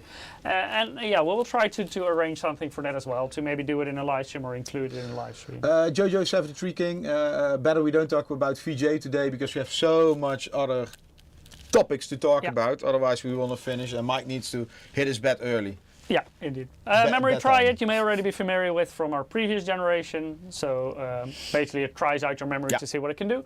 Memory extension mode is basically optimizing the sub-timings of your memory modules, and in certain games that can give you quite a bit of free performance basically by selecting this. This is also something that you will find on AMD boards with a different name. Here you see the performance presets, so you see Intel Default, Intel Extreme settings, so they kind of separated it. Yeah, I think this generation is something new because with the 13 and 14 gen, of course, Intel had their fair share of problems with those CPUs. Basically, I don't want to say burning down, but like degradation. Being damaged indeed. They just released the latest patch, I think last week somewhere. So that all should now be fixed. If it's damaged, it's damaged. You know, you need to RMA your CPU. Yeah. But with the new, latest BIOS updates, it should not happen anymore. Because of that, because in the past we were running whatever we wanted, you know, as a vendor like MSI. Yeah. Because of that, Intel now is also forcing us to have the Intel default settings at default. So we all have the other settings. You can select them, but you need to select them yourself by default. So I believe the reviews for mainboards will also be a more equal level playing field. Because in the past, you know, everybody was running because down. everyone is now using the same settings basically. Yeah. And you know, this was also a challenge for editors, for media, because, you know, how to test the mainboard? Should they all have the same profile? No, because it's what you buy. But and also having like an extreme setup, it's maybe nice because you get fast performance, but also you get higher power consumption. So it's in Chinese, by the way. Oh, Chinese. Okay. Zhao. Okay. But it's pronounced like Joe, right? Like the Formula 1 driver, Guan Yu Zhou. Oh, whoa. Well, can also be. Okay. Maybe it's. But correct us if we're wrong. Yeah. Okay. So this is one of the big changes this generation. Don't worry. I mean, you can still do all the settings you want. You can still do the unlimited setting, etc. But now indeed you have to select it. But it is available. Yeah, indeed. Okay. Let's talk about Frozzer design. Yeah. So of course. Sneak peek. We removed as much godlike content today as possible because we don't have the board, so we're talking 2 weeks about it. We'll give you all the details. Yeah, but sneak peek. And this, of course, has to do with all the cooling, and not only the cooling on the motherboard, but also how it works together with the liquid coolers. And you can, of course, control them both through the MSI Center software. Cooling depends per model what is available on the exact board. So some of the boards have extended heatsink. Exception of this is the Pro model that we have right here. Can you switch maybe to the close-up cam? So extended heatsink basically stretches the heatsink all the way over the I/O here, and that gives you a larger surface area for better heat dissipation from the VRM. For other boards, we also have heat pipes. So this is an example. A little bit more difficult to see, but this is the carbon, for example. So as you can already see, a lot beefier heatsink, but also here underneath you see a heat pipe. The same is the case for the other high-end models that we have, like Ace and Unify. They also have heat pipes. This one still has a solid heatsink, but when I grab Ace, for example, you also see the fin stack heatsink with the wavy fins in this situation. And the fin stack heatsink also increases, again, the surface area, which results in better heat dissipation. Yeah. So that's the one. I love that board. Yeah, I think it is a very nice board. Is this you? By the way, as some of you may have already noticed, Ace is no longer an extended ATX motherboard. It is a regular ATX motherboard. So comparable with more cases, because of course not every... Probably because Intel integrated Thunderbolt. Yeah, that must be the specific reason. No, I think not everyone wants to have an extended ATX case, and some people still want to have a very high-end motherboard. Yeah. So I think Ace became a little bit too big, because it kind of came close to godlike, and not everyone wants an extended ATX case. They're just big, heavy. If you want to drag your PC along to LAN parties or whatever, or to friends, but you still want to have a very high-end motherboard, then no, that is possible. I forgot to remove godlike from this slide. Oh, so you're spoiling everything. Okay. But yeah, here you see the different heat pipe designs. So that's available on all the MEG and MPG models. So in this case, Edge Carbon are MPG, Unify Ace and Godlike are MEG. And the 2-shield Frozr, nowadays you'll find on all different models. There's still some differences, because the Pro models, for example, only have single-sided M.2 shield Frozr. The gaming models at least have one dual-sided M.2 shield Frozr. And let me quickly show you what that looks like. So let me grab our Tomahawk motherboard. Maybe with the mobile cam, not better? No, this works fine. As you can see, there is also a heatsink underneath the SSD. So if you have a double-sided SSD, in this case, this one is not, so you don't see any memory chips here. But if you have a double-sided SSD, is this one? No. Yeah, this is one. This one has its own heatsink. But as you can see on the bottom, there are also memory chips. That's usually the case with the bigger SSDs. So if you have 2 terabyte SSDs, or maybe even 4 terabyte SSDs, they tend to have chips on the back of the PCB as well. And by having double-sided M.2 shield Frozr, they will also be cooled on both sides. And that gives quite a bit better cooling performance on the SSDs, and of course that results in basically better heat dissipation and less throttling. If you load them for extended periods of time. Like in regular usage, SSDs won't throttle that fast, but of course if you load them for a longer period of time, then it will definitely help if you have cooling like this. Yeah, extended heatsink we already talked about. Mike, maybe you can still show that? Yeah, extended heatsink is where it stretches all the way over the I/O. Yeah. And that's also the case on the Tomahawk motherboard, for example. So we have these kind of overviews, but yeah, we're going to skip them. I mean, all this information is on our MSI.com product page. Indeed. Frozr sync, So there are different PWM headers on the motherboard, and also different headers provide different number of amps, basically, and that's how powerful that header is. So a regular system fan header can go up to 1 amp, for example. The CPU fan header can go up to 2 amp. And then there is the combo fan pump system fan. That's the white one here. Let me see, there you see 2 headers, and the one on top goes up to 3 amp.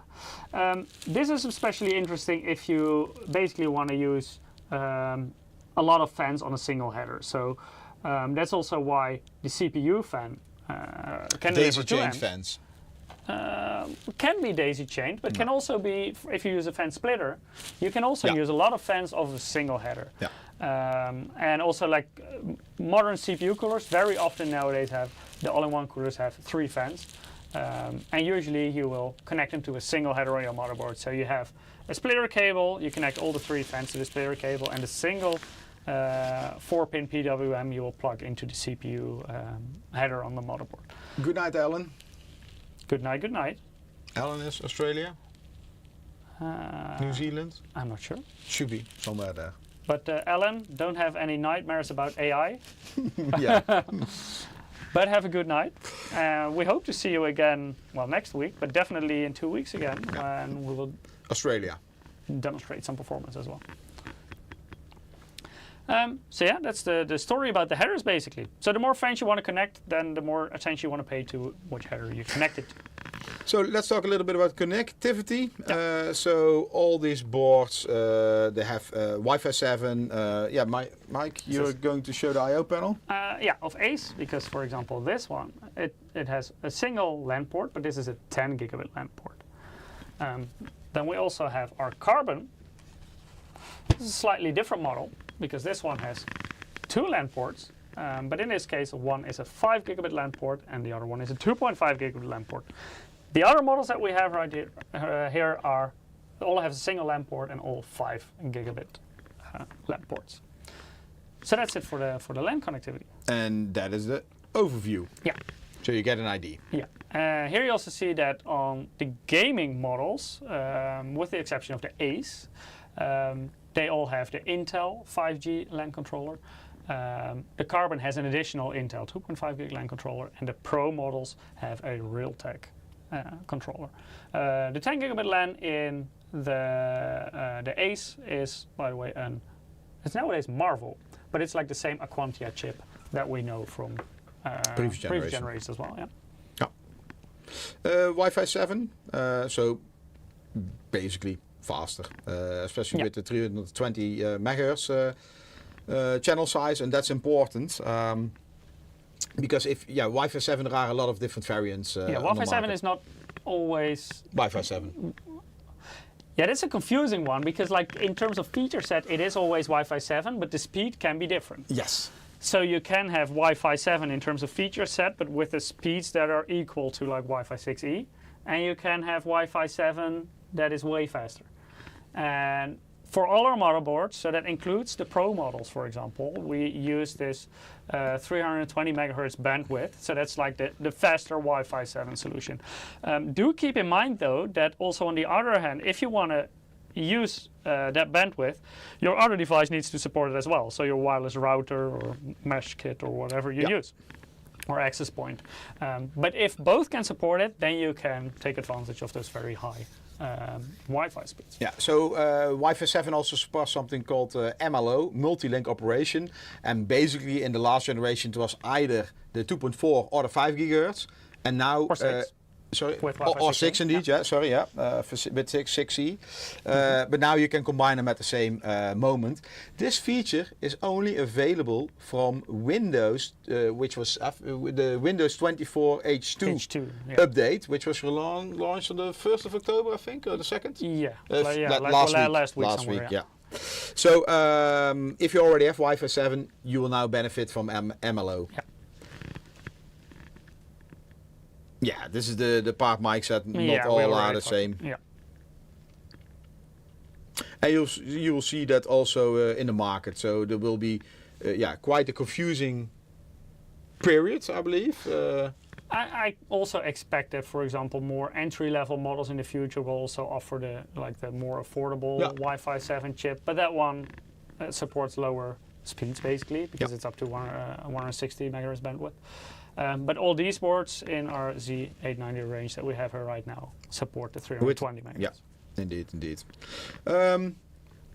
Intel Killer Double Shot Pro, we already talked about it. They acquired This is kind of like multi-link operation by stacking speeds, but then combining Wi-Fi and LAN. Yeah. Once we have a live demo, in 2 weeks' time, we are allowed to do it. Then we can also talk about show this software, how it's working, what it's doing. I think the cool thing about this is that you can also have certain things running over your Wi-Fi. So maybe you want to listen to music in the background while gaming, and you have Spotify or whatever streaming service on. You can have that running on your Wi-Fi, whereas your LAN is, for example, dedicated to your gaming. So I think that's it's pretty cool. But yeah, let's fiddle around with this a bit in the future, see how it works. Yeah. Blah blah blah blah. Yeah, we already talked about that. Thunderbolt 4. So we already talked about that. Thunderbolt is integrated in the chipset, but of course it's still a choice if we implement it, because the ports add money and need space. So here you see that all our boards from Pro-A have 4 Thunderbolt. Two. Dual. Yeah. 2 Thunderbolt 4 ports. Yeah, dual Thunderbolt 4 ports, and the Dash P only has a single port. But still offers Thunderbolt 4. Oh yeah, absolutely. But it is possible that there are boards, or there will be boards on the market, which don't have Thunderbolt 4. So it's not a given. But yeah, Thunderbolt 4, I mean, you get power delivery, you get DisplayPort over Type-C. Yeah, very interesting port, and now it becomes more mainstream. So you will have, I think keep in mind though that to have that DisplayPort signal running over this, you need an integrated graphics. Yeah, iGPU. Yeah. So if you have the FSQ processor, then that will not work. ML2. Not that much change compared to last generation. I think it's also not possible. But yeah, basically over the past generations, it already increased so much and filled up all the PCB space. Yeah. You see Ace, for example, you have 5 ML2 slots. It's ridiculous. So we increased in the Dash A and the Dash P, so they now get also Gen 5 slot.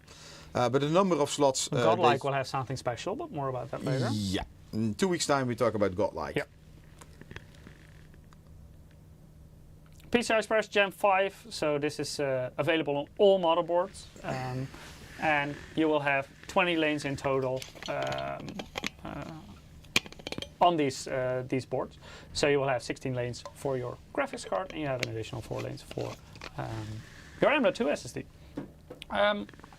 Another improvement we made is on the PCI Express slot. They now feature Steel Armor 2, and compared to the first generation Steel Armor, it's 121% stronger. So yeah, can basically handle larger, heavier graphics cards. Davina is interested in the power draw of 10 gig Ethernet. Well, normally the power draw is in the switches, and they also tend to get very hot. That's why I think most of them have active cooling. But you're right. I mean, each generation this improves. I actually don't know how much the LAN controller, the Aquantia in this case, or Marvel, I also don't know. Consumes exactly. That's a good question. That's something we can maybe dive into in the future. Maybe we can measure that. And also, I'm also, now that we talk about this anyway, I also get additionally curious, how will it compare if you run 1 gigabit on that controller, or 5 gigabit on that controller, or 10 gigabit on that controller? Yeah, indeed. Because it can be that it draws more power, but when you run it at 1 gigabit, it may be more energy efficient than another 1 gigabit controller. I don't think so, but it is possible. Yeah, I have no idea. I've never tested it. So that's a very good question, actually. Yeah. I assume there will be room for those M.2 PCI Express 5 heatsinks. Yes, you can leave out the MSI heatsinks if you want to have the heatsink which comes with the M.2 SSD.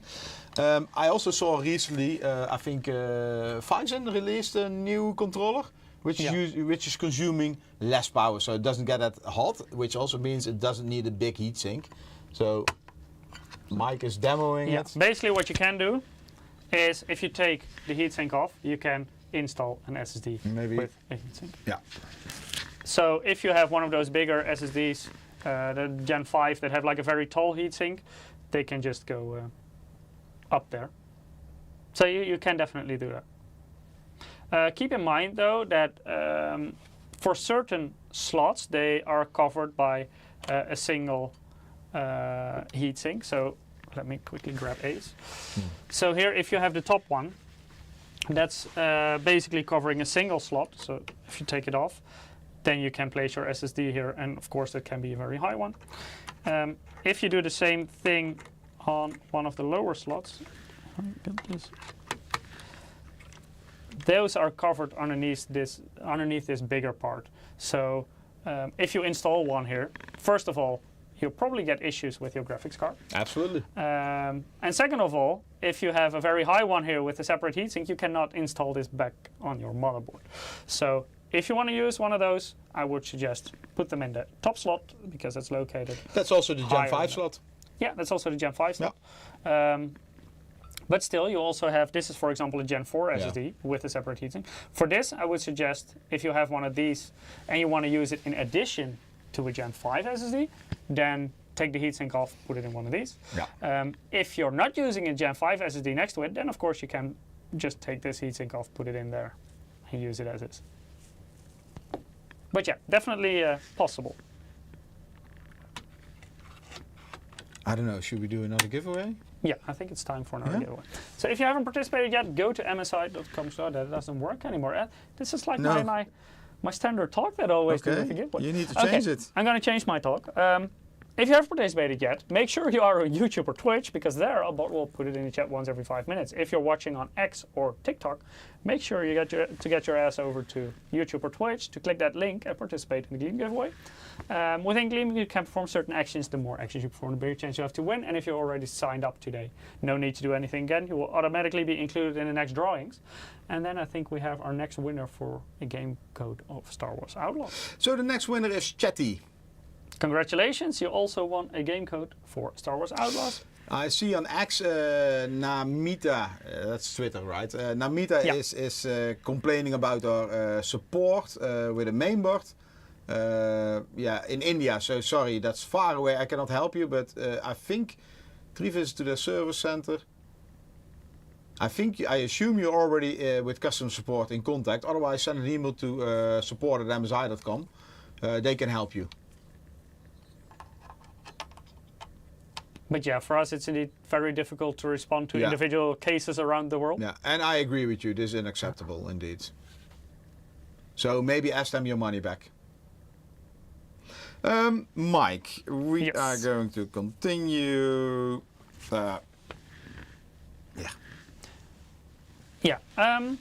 You may be familiar with ATX 3.1 and PCI Express 5.1 ready from our power supplies, because this is the modern graphics cards can draw a lot of power, and also for a short period of time, and that's why there are increased power excursion, basically what they can offer on these power supplies. But we have a similar thing on our motherboard. So if you have like a brief peak of power draw, then it can handle this. For these motherboards, it also means that there is an additional power connector, and that is the gray connector right here at the bottom. This is just a regular 6+2 pin PEG connector. So this is the same connector you know from graphics cards. So nowadays a lot of high-end graphics cards especially use the 12+4 pin. This is just a regular 6+2 pin, and basically every power supply will provide you with one of these connectors. If you connect this, then your board can basically deliver more power. Here you see a bit of an overview. So you always get power to your motherboard over the 24-pin ATX connector, but now it can additionally draw power over that 6+2 pin PEG connector. And basically that gives your motherboard more juice in case you want to connect a ton of things to it. So if you want to use high demanding graphics cards, but also indeed a lot of RGB, the different fans. Yeah. You will probably have to connect a lot of them to to exceed it, but still you can increase it in case it's necessary. Yeah. PD, power delivery. As you can see on the right side of the table, the MEG board supports power delivery up to 60 watts. When you want to use this, Mike, you also need to connect the extra power connector over there. So this is, for example, the ACE, and here you see a separate 6-pin power connector. Again, it's a PEG connector, so the one you know from graphics. And this is not the one at the bottom, because that's the gray one. Yeah, other one. It also has this one that we just talked about, but additionally, it has 6-pin. So basically, if you have the 8-pin PEG power connector, you take the 2 pins apart. You can always take that, separate that off the whole connector and plug it in here. If you connect this, that will allow up to 60 watt power delivery over the front USB Type-C header. Yeah. If you choose not to connect this, you still have power delivery available on the board, but then it will be limited to 27 watts. Yeah, and 27 watt is also what the other boards offer, so they don't have this extra power connector. Yeah, and this is also marked on the motherboard itself. So if we have a look at the PCB, there you see a small marking, 27 watts. Yeah.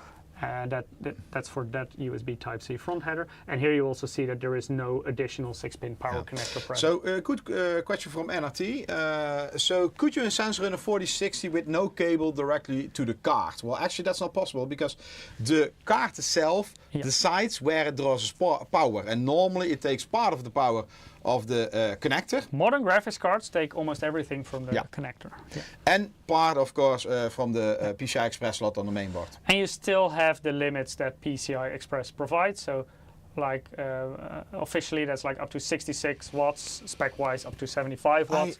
But this 4060 will go beyond that. So you always need a separate. I think AMD a few years back, maybe many years back. Yeah, that was Polaris. That was RX 480. That one drew too much power from the PCI more than Express 75 watts. Yeah, I think somewhere 80 something. Yeah, and then the firmware update, that fixed it. Of course, you still have tolerances, so it wasn't a direct issue. Yeah. But that was indeed the RX 480 and I believe 470, the Polaris ones. So it's already a while back, but those indeed drew too much power. Good memory, Aaron. No, I'm old. Old and not a good memory. That's why you remember it's Polaris. Yeah, I remember that. I just remember the issue. Yeah. It's Godlike ready, almost. In 2 weeks we will talk in detail about that one. I think Godlike is already with photos on our website. Yeah. But in 2 weeks' time we have a sampler and we're going to not only show you, but we're going to benchmark it. But not me. I'm not allowed to touch it? No, probably not. Okay. Maybe Ruud and Mike. Yeah, that should be. That sounds like a better, safer idea. Ruud's already for like weeks and months testing these new platforms and sending feedback to HQ or headquarters about, hey, can we change this? What about this? Yeah. Always like that. Skeet says Polaris was great for crossfire support. That's true. That was back in the day when game publishers also still included multi-GPU support in games. Nowadays, that's a bit tricky.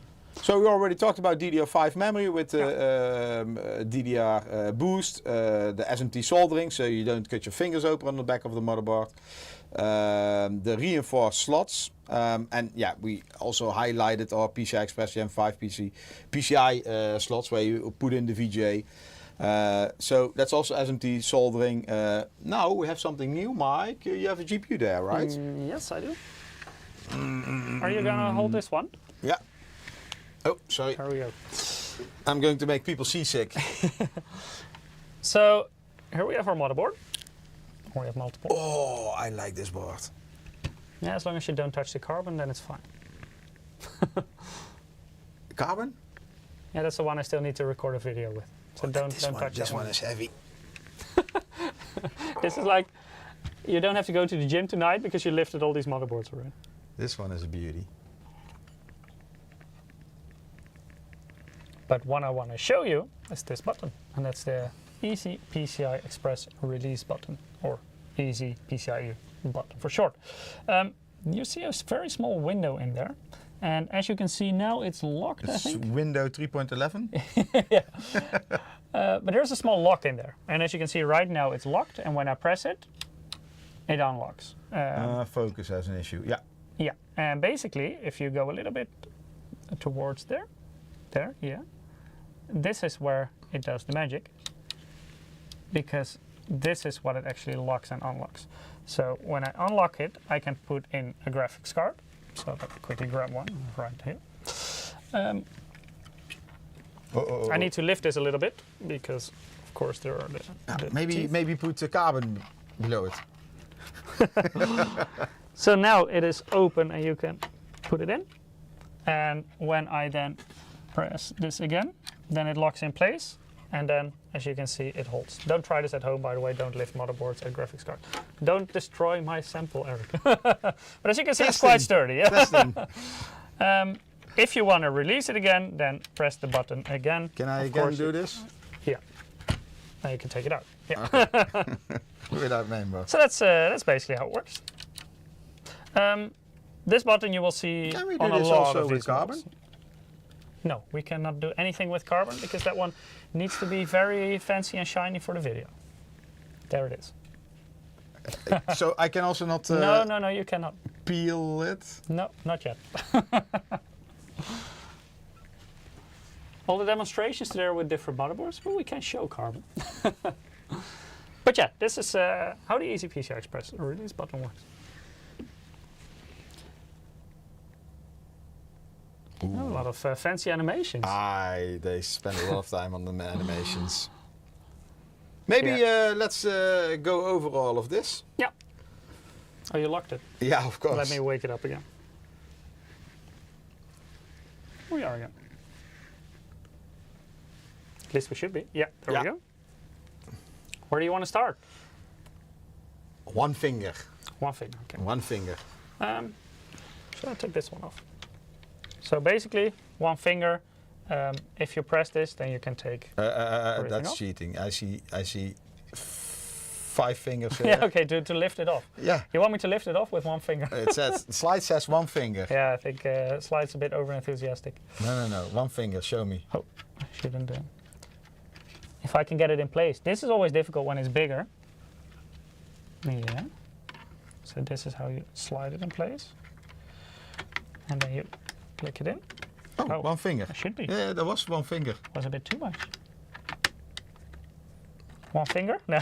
Yeah. It's still not in place. Let me. Oh. This is the downside of having this much bigger. It's harder to find the teeth because basically those go in here. So this takes a little bit of practice to get this properly in. Am I in the right direction now? There we go. And then it clicks in. So that's the 5 fingers? Yeah. Now, the one finger, I'm slide it now. Usually when it's in your case, it will go there. Yeah. And then, yeah, it's hard to pick it up with one finger. I can lift it off with one finger, don't worry. Going back to that single finger. Well, I need 2 fingers to hold the SSD, but... Wow. This looks really nice. Push and lift. It doesn't say one finger. Yeah, lift with one finger. Okay. This has also changed because this is the easy M.2 clip. And this used to be different. It used to be with a small latch that you drag over it. Now it's basically like a button. And yeah, that's the dual-sided M.2 shield frozzer area. If you put in the SSD now, there we go. You can just push it down and it automatically clicks into place. One and finger. if you release it again, you just drag it to the side and then, yeah, I need 2 fingers to then pull the SSD upwards. We need to ask them to change the slides. Yeah. 2 fingers. But that's how it works. So basically, very easily installed and also very easy to take out again. And no more tiny M.2 screws. And again, a little bit easier than in the first generation. I think we need carbon. No, we also have this on ACE. Are you sure? Because you want to talk about the easy magnetic M.2 shield frozzer. Yeah. So basically, again, here you can take it off. And the magnetic part is right here. So here you see some pins, and you also see them there. And basically what it does is it connects the RGB within this heatsink. Can we power them on now? Oh, I don't know where the connector is. Is this allowed? Probably not, right? Power the RGB on? Yes, we can. Yeah? If I can find the connector. Because I know our video editor... Oh, better don't walk over there. You made it into... I will show people. Yeah, there are some cables here. Everything is safe here. This is Don't what worry. Eric cable management looks like. No. No? That's actually a very good question where the adapter... Leave it. We do in 2 weeks' time. I think because our video guy also uses this while... Oh, then it should be there. I don't know where he left it though. But basically there is a header on the motherboard. It is actually right there. And we have a special cable for this. If we plug it into this, then the RGB on the motherboard will go on without booting the board. So you will see this illuminated, you will see this illuminated, etc. Want to have this back on? So let me reinstall this one. There we go. But yeah, the connector that you saw, the magnetic one, that one connects the RGB on the M.2 shield frozzer. What do you want to show, Eric? Oh, the buttons. This is dependent per model. So let's maybe start with the Pro board. Here you have a flash BIOS button. This one allows you to flash your BIOS without having a CPU installed or memory installed, graphics card installed. You do have to connect your power supply though. Then you connect a USB flash drive to the highlighted USB port right there. So it has a square around it. Press the flash BIOS button and then it will flash the BIOS from the file to your motherboard. So this is what you'll find on the Pro board. Then let me switch to Tomahawk, so slightly higher end board. There you will see two buttons because it has the flash BIOS button that we just talked about, but it also has a clear CMOS button next to it. But still relatively simplistic buttons. Then when we go higher end, so for example on our Carbon that we have right here, but also on our Ace, it's a similar thing. Why can we not take Carbon? Because you will damage it. But it's exactly the same on both boards because they have three buttons. As you can see, they look a little bit fancier. Here you have the flash BIOS button, there's the clear CMOS button, and there is an additional smart button. And this one you can configure in the BIOS. And you can, for example, configure it to serve as a reset button or to switch on or off your RGB on your motherboard or something like that. So that's a customizable button that you have on the back there. Switch off the LED? You can switch on and off the RGB lighting. Why would anybody do that? For example, if you want to sleep and keep your PC on, you can switch it off. And if you need the extra FPS, you switch it back on. Okay, I'm just asking for a friend. Is your PC not in your bedroom? No. Then I wouldn't sleep. Let me see. Dual BIOS? Yeah. Difficult to see. No, it's not difficult to see. Here you actually see multiple switches, and this one is the LED switch. So this one also just switches on or off all the RGB on the board. But there is a second dip switch right here, and that one switches the BIOS. So there are. And the BIOS, dual BIOS. Yeah, it has dual BIOS. This is on the higher models, by the way. These two dual BIOS. Looks like it, right? There are three chips, so I think these are. Yeah, these two. Yeah. That's the BIOS. Yeah. And this is on the MEG models, so you will also find this on Unify. And on Unify, I would say it's even more important because it's especially interesting when you're overclocking and you maybe have a faulty BIOS, you can just switch to the other one.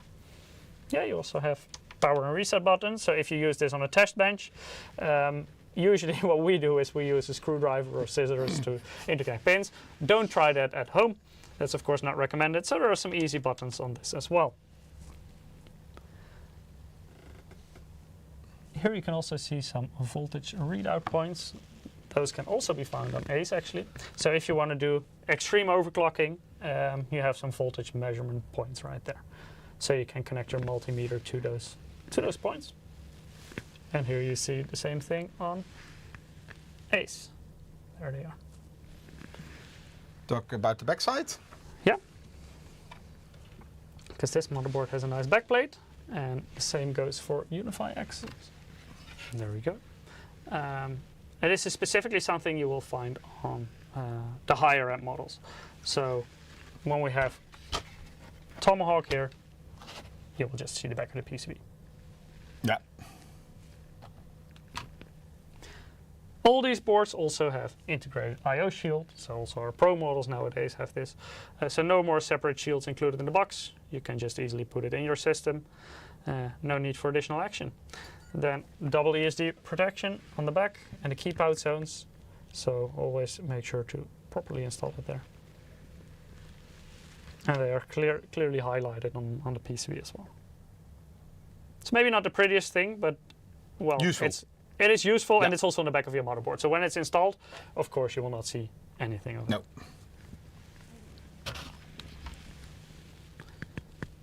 Are you going to peel it? Where's the Ace box? Oh, there's the Ace box. Because let me quickly open this up because there's some accessories in there as well. Should we not make room? You can make some room. Yeah, but I'm afraid I damaged the table then. Oh, just drop this one and switch to the other camera. That's probably easy. Yeah. There we go. I cannot lift this with one hand. Yeah, I can, but... The antenna, because that also changed. Actually, two things changed compared to previous generation. Let me grab something metal. My knee. I have a monitor here. A side okay. panel. Side panel. Okay. This is now magnetic. In the previous generation, you can still do it, but you have like those screw mounts here. But now the base is magnetic, so this you just install in there. There you go. That's what the antenna looks like, and then you can just stick it to your PC case. Or the ceiling? If your ceiling is made out of metal, sure, go for it. If the cable is long you're enough. in jail. Yeah, then it may work. I'm not sure if you're allowed to have a game PC in jail. That's true. Or Wi-Fi. Or Wi-Fi. Yeah. Maybe show how they connect? Yeah, another change. You may remember the old screwy things that you used to have for the antenna. Nowadays, you can just basically plug them in like that. That's it. And? Easy get loose or what? No, you have to pull them, you see, quite firmly to get them out. Okay, nice. So that's the Easy antenna. I love this board. Easy antenna is available on all the Z890 models. The exact type of antenna you get with the different models, the motherboards does differ though. I think I have a Tomahawk box here. Let's see if I have the other antenna as well. Because that one looks slightly different. Non-magnetic, right? No, that's also magnetic, but it's just a different type of antenna. So this is what comes with the Tomahawk. Let me quickly unpack this one. So as you can see, it's a little bit more simplistic antenna. It is still one of the Easy plug? Easy plug. You can just put it in again, but it doesn't have like the more extensive base that the higher end antenna has. But it is still magnetic. Why did I leave my side panel? Oh, I already put it away. Let me get my side panel back. So back to the side panel. It's also magnetic. So those are the antennas in the Z890 motherboard generation. I made a mess with all the boxes and accessories. I know. Okay, let's talk about the EasyCon design. Yeah. I also need a cable for that. Let me quickly get rid of this and get back to the accessory box. Put that one over there. And this one. Throwing all the antennas around. No, the table is The not table magnetic. is not magnetic. This was, what was this? Ace? Yeah. Oh, yeah. This one can go. Okay. And then let's continue to the EasyCon design. And that is this cable with 3 connectors. So basically you have one combined connector right here. This goes into your motherboard. And then you have these 3 coming out of it. Let me take the caps off. This is a 4-pin PWM header. So just like the fan headers on your motherboard. This is a USB header, USB 2.0. And this is a 3-pin addressable RGB header, so the 5-volt one. If you, for example, connect a liquid cooler that needs all 3 of these connectors, you can just connect them all to this cable, and you need a single one on your motherboard. So this is very convenient for cable management. There are different versions of the EasyConnect design, and this is, for example, the one from Ace. Yeah, maybe you can quickly show this slide. Yeah. So there is like a first generation JF1 connector and the second generation JF2 connector. As you can see, the JF2 connector is slightly bigger. So I have it on Ace here as well. And on this specific board, it is located right next to that 6-pin that we just talked about. That is where you connect this cable. And the JF2 supports the RGB, the 4-pin PWM fan header, and the USB, and the JF1 excludes the USB. This means that for JF1 you can still connect like a more basic liquid cooler or interconnectable fans or anything like that.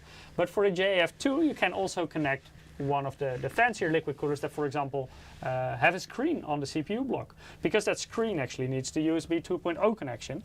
So that way, still the very fancy liquid coolers can be connected to your motherboard using a single cable for everything. So that's what it looks like. The front. Yeah, let me cable. quickly grab that one as well. In the past we had a small block. Yeah. Now we have a cable. Yeah, More but basically easy. it does the same thing.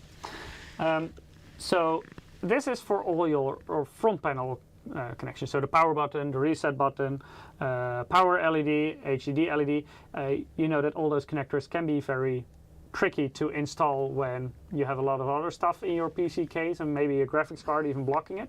So now you can just connect everything into this cable, and you only pull this part to the front and connect it to your motherboard. So again, makes cable management a lot easier.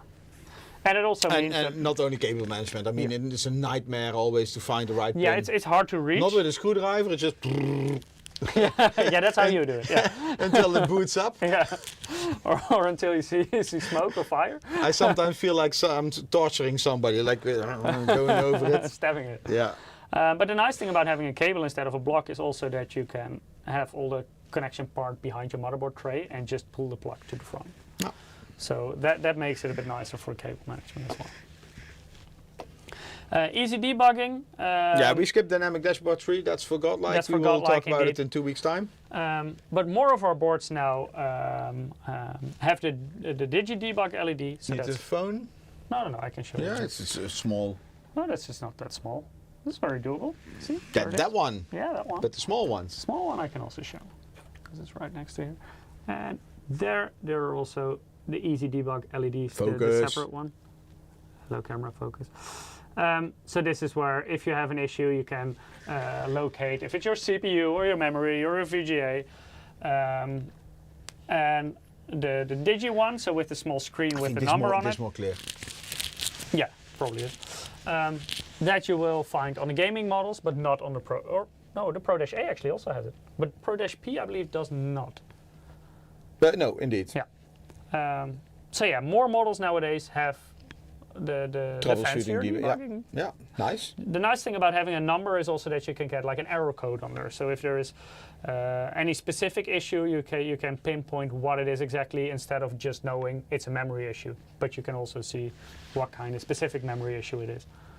Then on the MEG series, there is also the Easy Memory Detection LED, and that one basically also shows you if there is an error with a specific memory module.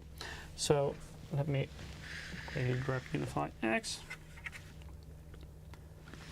Let me see where these are located because I just got these in actually.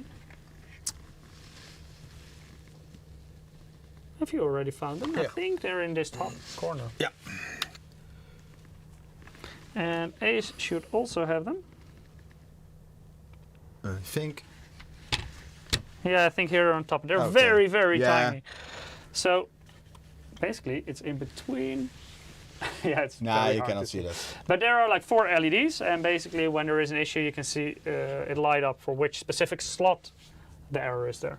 But it's a very tiny LED in between. But once it lights up, then that's the LED should over be there. yeah, indeed, it's Very small. yeah, it is very small, but when it lights up, you can see it. On the PCB, we also have additional printing that basically shows where the PCI Express lanes come from, but also which interface it can support. So this is, for example, ACE. I will show you on. It is, of course, difficult to read here, but we will show that on the slide again. But here I can, for example, see that on the M.2 slot, the lanes come from the CPU, and it can support PCI Express, but it cannot support SATA. So Yeah, normally you need manual for this, but now it's quite easy. yeah, and you just cover it using the M.2 shield frozzer, so it also doesn't look very ugly. But at least you have the indication available on the motherboard. Let me put this the right way around. It's easier. Yeah, the headers we already talked about, but they're also color-coded. So Paul you Gale can is see saying which the motherboard has the toughest job in the PC. They have to play nice with whatever brand you use on it. Which is kind of true. true, yeah. Yeah, the headers we talked about. So basically, if you want to connect a lot of stuff and you need a powerful header, use the gray, white. Yeah, it says gray, but it's almost white. Yeah. It's the bright header on the motherboard. And the USB speed you can recognize by the colors. So when I grab a motherboard, you see different colors. So the blue ones are 5 gigabit per second port. The red ones are 10 gigabit per second ports. Certain models also still have USB 2.0. Those are black. Type-Cs can be up to Type-C. 20. Yeah, but 40. there is a little indication here. So these are Thunderbolt, so you see the Thunderbolt logo. This is a regular USB Type-C port, but there you can, it's maybe a little bit hard to see, but it indicates there that it's a 10 gigabit per second port. So you still know the speed of the specific USB Type-C port. This is for the BIOS, so if you want to enable XMP or Expo, it's just one very easy click in the BIOS. So also if you don't have any experience with memory overclocking or anything like that, but you still want to get that additional performance It's from the mother. memory profile, just enable it, that's it. Motherboard. Yeah. Yeah, new ClickBIOS X. So basically we switched to the ESA architecture, which is like a architecture, but also a graphical library. So this also has an impact on the look and feel of the board. So basically we defined 5 themes, one for MAG, one for MPG, MAG, the Pro boards, and then the gaming boards. Do you know a gaming board? Yeah, Gaming Plus. Yeah, that's the simplistic gaming boards. Basically. Indeed. So there are a lot of more graphical elements. We cannot show these boards running at this moment, so we cannot show you the BIOS live. But in 2 weeks' time, for sure, we will do a lot of new options as well. Yeah, and I think that will take a little bit longer, but I'm also planning on in the future to do like a dedicated live stream about this ClickBIOS X. Yeah. To maybe we can invite Ruud to show all the ins and outs, where can you find everything, how does everything work, and of course we will also be very thankful if you have some feedback or anything, because this, of course, we just launched this. It is not perfect just yet. We're always open for improvement. So this is basically continuously in development, like our previous BIOS, ClickBIOS 5. We've had, for how long did we have ClickBIOS 5? For a long time. I think like very long time. 10 years or something at least. I still, I'm old, and I still remember we had the first UEFI BIOS. But yeah, like ClickBIOS 5 in the very beginning looked very different from what it looked like at the end. It's always an evolving story. Yeah, even though it was both ClickBIOS 5. This is user feedback, but also what kind of new hardware there is, or what kind of things we can, like, memory try it, things what we can make easier. But also ClickBIOS X or 10, whatever you want to call it, it will evolve over time. RGB! Yeah, Mystic Light. Yeah. This speaks for itself. Yeah, and of course compatible with the ARGB Gen 2. Pricing. Yes. I just took a screenshot. I would say MSRP is maybe not the correct word here. It's more like a price indication, because different resellers can define their own pricing. Of course, taxes are different in various regions. Exchange rates. Like of course. UK or non-EU countries. Oh, you did already include Godlike in this one, and Mini ITX. I did? Yeah, you did. Yeah. I just took a screenshot and I put everything in there. But this is a price indication of the different motherboards in euro, including 20% VAT. And again, 20% is like a bit like an average throughout Europe. You have 27, I think, in Sweden or something? Sweden is 25. Oh, 25. Here in the Netherlands, it's 21, for example. Germany is 19. Yeah. But like with 20%, this is approximately the price indication. And then the US dollar pricing is excluding VAT. And as you can see, it ranges all the way from around $250 to basically $1,000 higher. So big differences, also of course in terms of feature set. Keep in mind that these are all based on high-end chipset. Check with your local reseller for pricing, and then these prices will move. There will be more boards on the market. There will be more demand. This is a matter of time. This is always at launch, so I'm sure some of you will say, "Whoa, $250." It's a matter of time before they will go down, or there will be cheaper models as well. Yeah, and of course this is still only high-end chipset. And as Eric mentioned, maybe, just maybe, there will be more affordable alternatives in the future. Let's talk Ace. I want to do this with the camera. It looks way better. What do you want to do with the camera? Do you talk specs and I will talk model? With this camera? No. What do you want to do? With the mobile phone. Oh, with the mobile phone? Yeah. Okay. Is it? Oh, we're upside down. Oh, sorry. You're making the chat sick. So the MEG Z890 Ace. Can I put it so like this on No, not on the carbon? Don't do it. Maybe we put a GPU below it? What do you want a GPU? It's like this. Oh, it's a holder. Then you damage the GPU. That's Peter's sample, so I'm not going to let you do that. You want to angle it, you mean? Yeah, a little bit. It's nothing. Okay, there we go. With a nice pink thing. As mentioned before, this is now an ATX motherboard, whereas in the previous generation it used to be an extended ATX motherboard.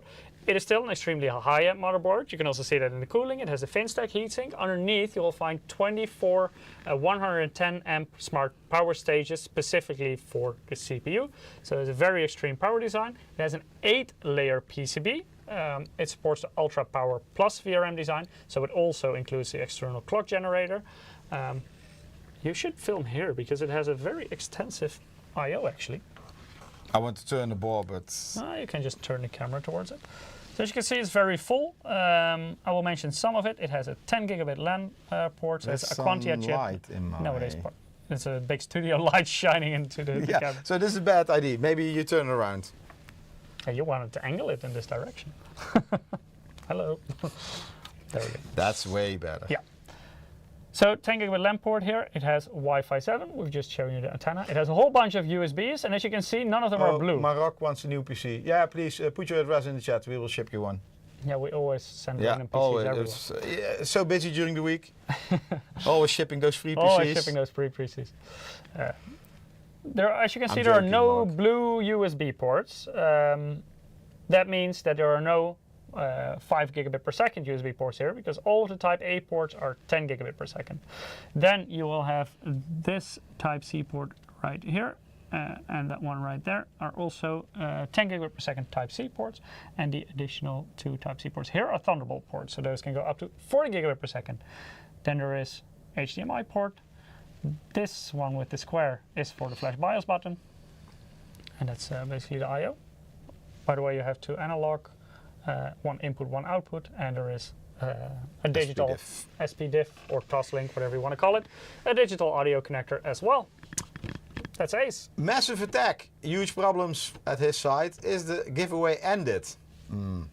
Not sure. Shouldn't be. Let me check. And by the way, before I forget, it has a backplate all over the back of the motherboard. I'm not only going to check, I'm also going to do giveaway. That's a good idea. If you switch to the close-up camera, then I can still talk a little bit about this. Oh, yeah, you still have more to... Yeah, because it has a nice big backplate. There is one cutout here, of course, that has to do with the CPU area. If you need to place a backplate for your CPU cooler, then you need to be able to access it. But the rest is all covered by the backplate. Giveaway didn't end yet, but it's about ends in 2 hours, it says. I don't believe that. We will end it sooner. What did we do? 7:30, right? 7:30. Yeah, it's now 7:15, and I think it ends in 15 minutes. Yeah, it says ends in 13 minutes. It says on your left there. Oh yeah. So the giveaway is still running. Yeah. Let me paste the. Do I have a chat? Yeah. No. Oh, I already closed the chat. While you do that, let's continue to our next model, which is so this is the link for the giveaway if you still want to participate. Next winner is... Sorry, Mike. Who's your next winner? No, I don't know yet. I need to click on draw. It's AI nowadays. Lucky draw, no. The next winner is Jay. Jay, congrats. Jay, congrats. I'm just quickly cleaning your fingerprints off there. Are they still on there? Yes, of course. Cool. So the giveaway is still running. We go to this one. Yeah, can you go back to the overview? Oh, I thought you knew everything. I do, but maybe you can show it to the viewers as well. Because I've seen this model, but they haven't. Yeah, so if you... There you go. So here you see a quick overview. I will hand you the camera. Oh, that's and then we will go over the board as well. Oh, okay. So here you see the feature set, but let's... This is like an overclocking model, right? Yeah, this is mostly, of course, you can use it for different purposes, but this is mostly targeted at overclocking, and that's all... Yeah, there we go.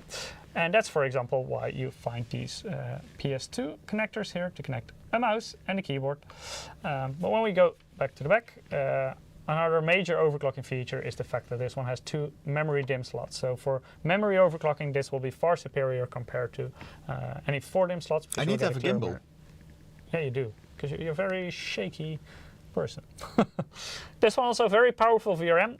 In this case, 20 power stages specifically for the CPU, 110 amp smart power stages. It has a big heatsink with dual heat pipe. Is it possible to see? Yeah. Underneath. And here you can already see that this one also has a very big backplate under here. This one is shiny. Yeah, it is. It's like a mirror kind of finish, and there is a little bit of RGB in here as well. This is an 8-layer PCB. Yeah, I was also surprised by this because Unify did RGB and Unify? I think for extra FPS and overclocking. Oh. Yeah, for me, Unify didn't need to have should RGB. not have RGB. No, for me, it shouldn't. But you can switch it off, luckily. The switch is over there. I think that's a BIOS switch, isn't it? Is it? Oh yeah, it looks like a BIOS switch. Anyway, there is for sure there is a switch. Well, you can use the smart button to set as an LED switch, so you can definitely switch it off if you want to. Other than that, here you'll find M.2, there you'll find M.2, and more M.2 underneath here. So all of them are covered by M.2 Shield Frozr, and all can be taken off without any tools. Moosteen is asking what this is doing. This is an additional 8-pin power connector, so it's a 6+2 PEG connector basically. And that will provide additional power to your motherboard in case the 24-pin ATX connector is not enough anymore. So if you use a lot of add-in cards and a lot of fans and a lot of RGB, and you need a lot of power, then you have an additional power connector for it. Here you have the voltage readouts, a lot of debugging, so the Digi1 and the LED. Also has the memory, we talked about it before. The easy PCIe release button. Let's maybe take a look at the I/O, because we already talked about the PS2 connectors, but it has a whole bunch of other connectors as well. Here's single LAN. It's a 5. People think you're I'm shaking, but you are shaking. No, I'm very solid. Audio connectors to analogs and a digital. Wi-Fi 7. 5 gigabit LAN. This is based on an Intel controller. You see how shocking you are? This is bandwidth. Oh, it's the bandwidth. We have a bandwidth issue. Oh, I think it's an Eric issue. Here you have the buttons. So smart button, the clear CMOS button, and the flash BIOS button. A cluster of 6 USB 10 gigabit per second Type A ports, 2 additional ones there. 2 Thunderbolt ports right here, and then there are 2 additional 10 gigabit per second Type C ports on its left and its right. That's the Unify. Next one. Yes. And that one you can definitely not touch. We didn't see this one yet. Not as much, but let's go into it. We're going to switch some boards around. So Carbon is actually also a very high-end board, also in terms of VRM, because like the Unify X, this one also has 20 smart power stages, 110 amps specifically for the CPU. It also has an 8-layer PCB.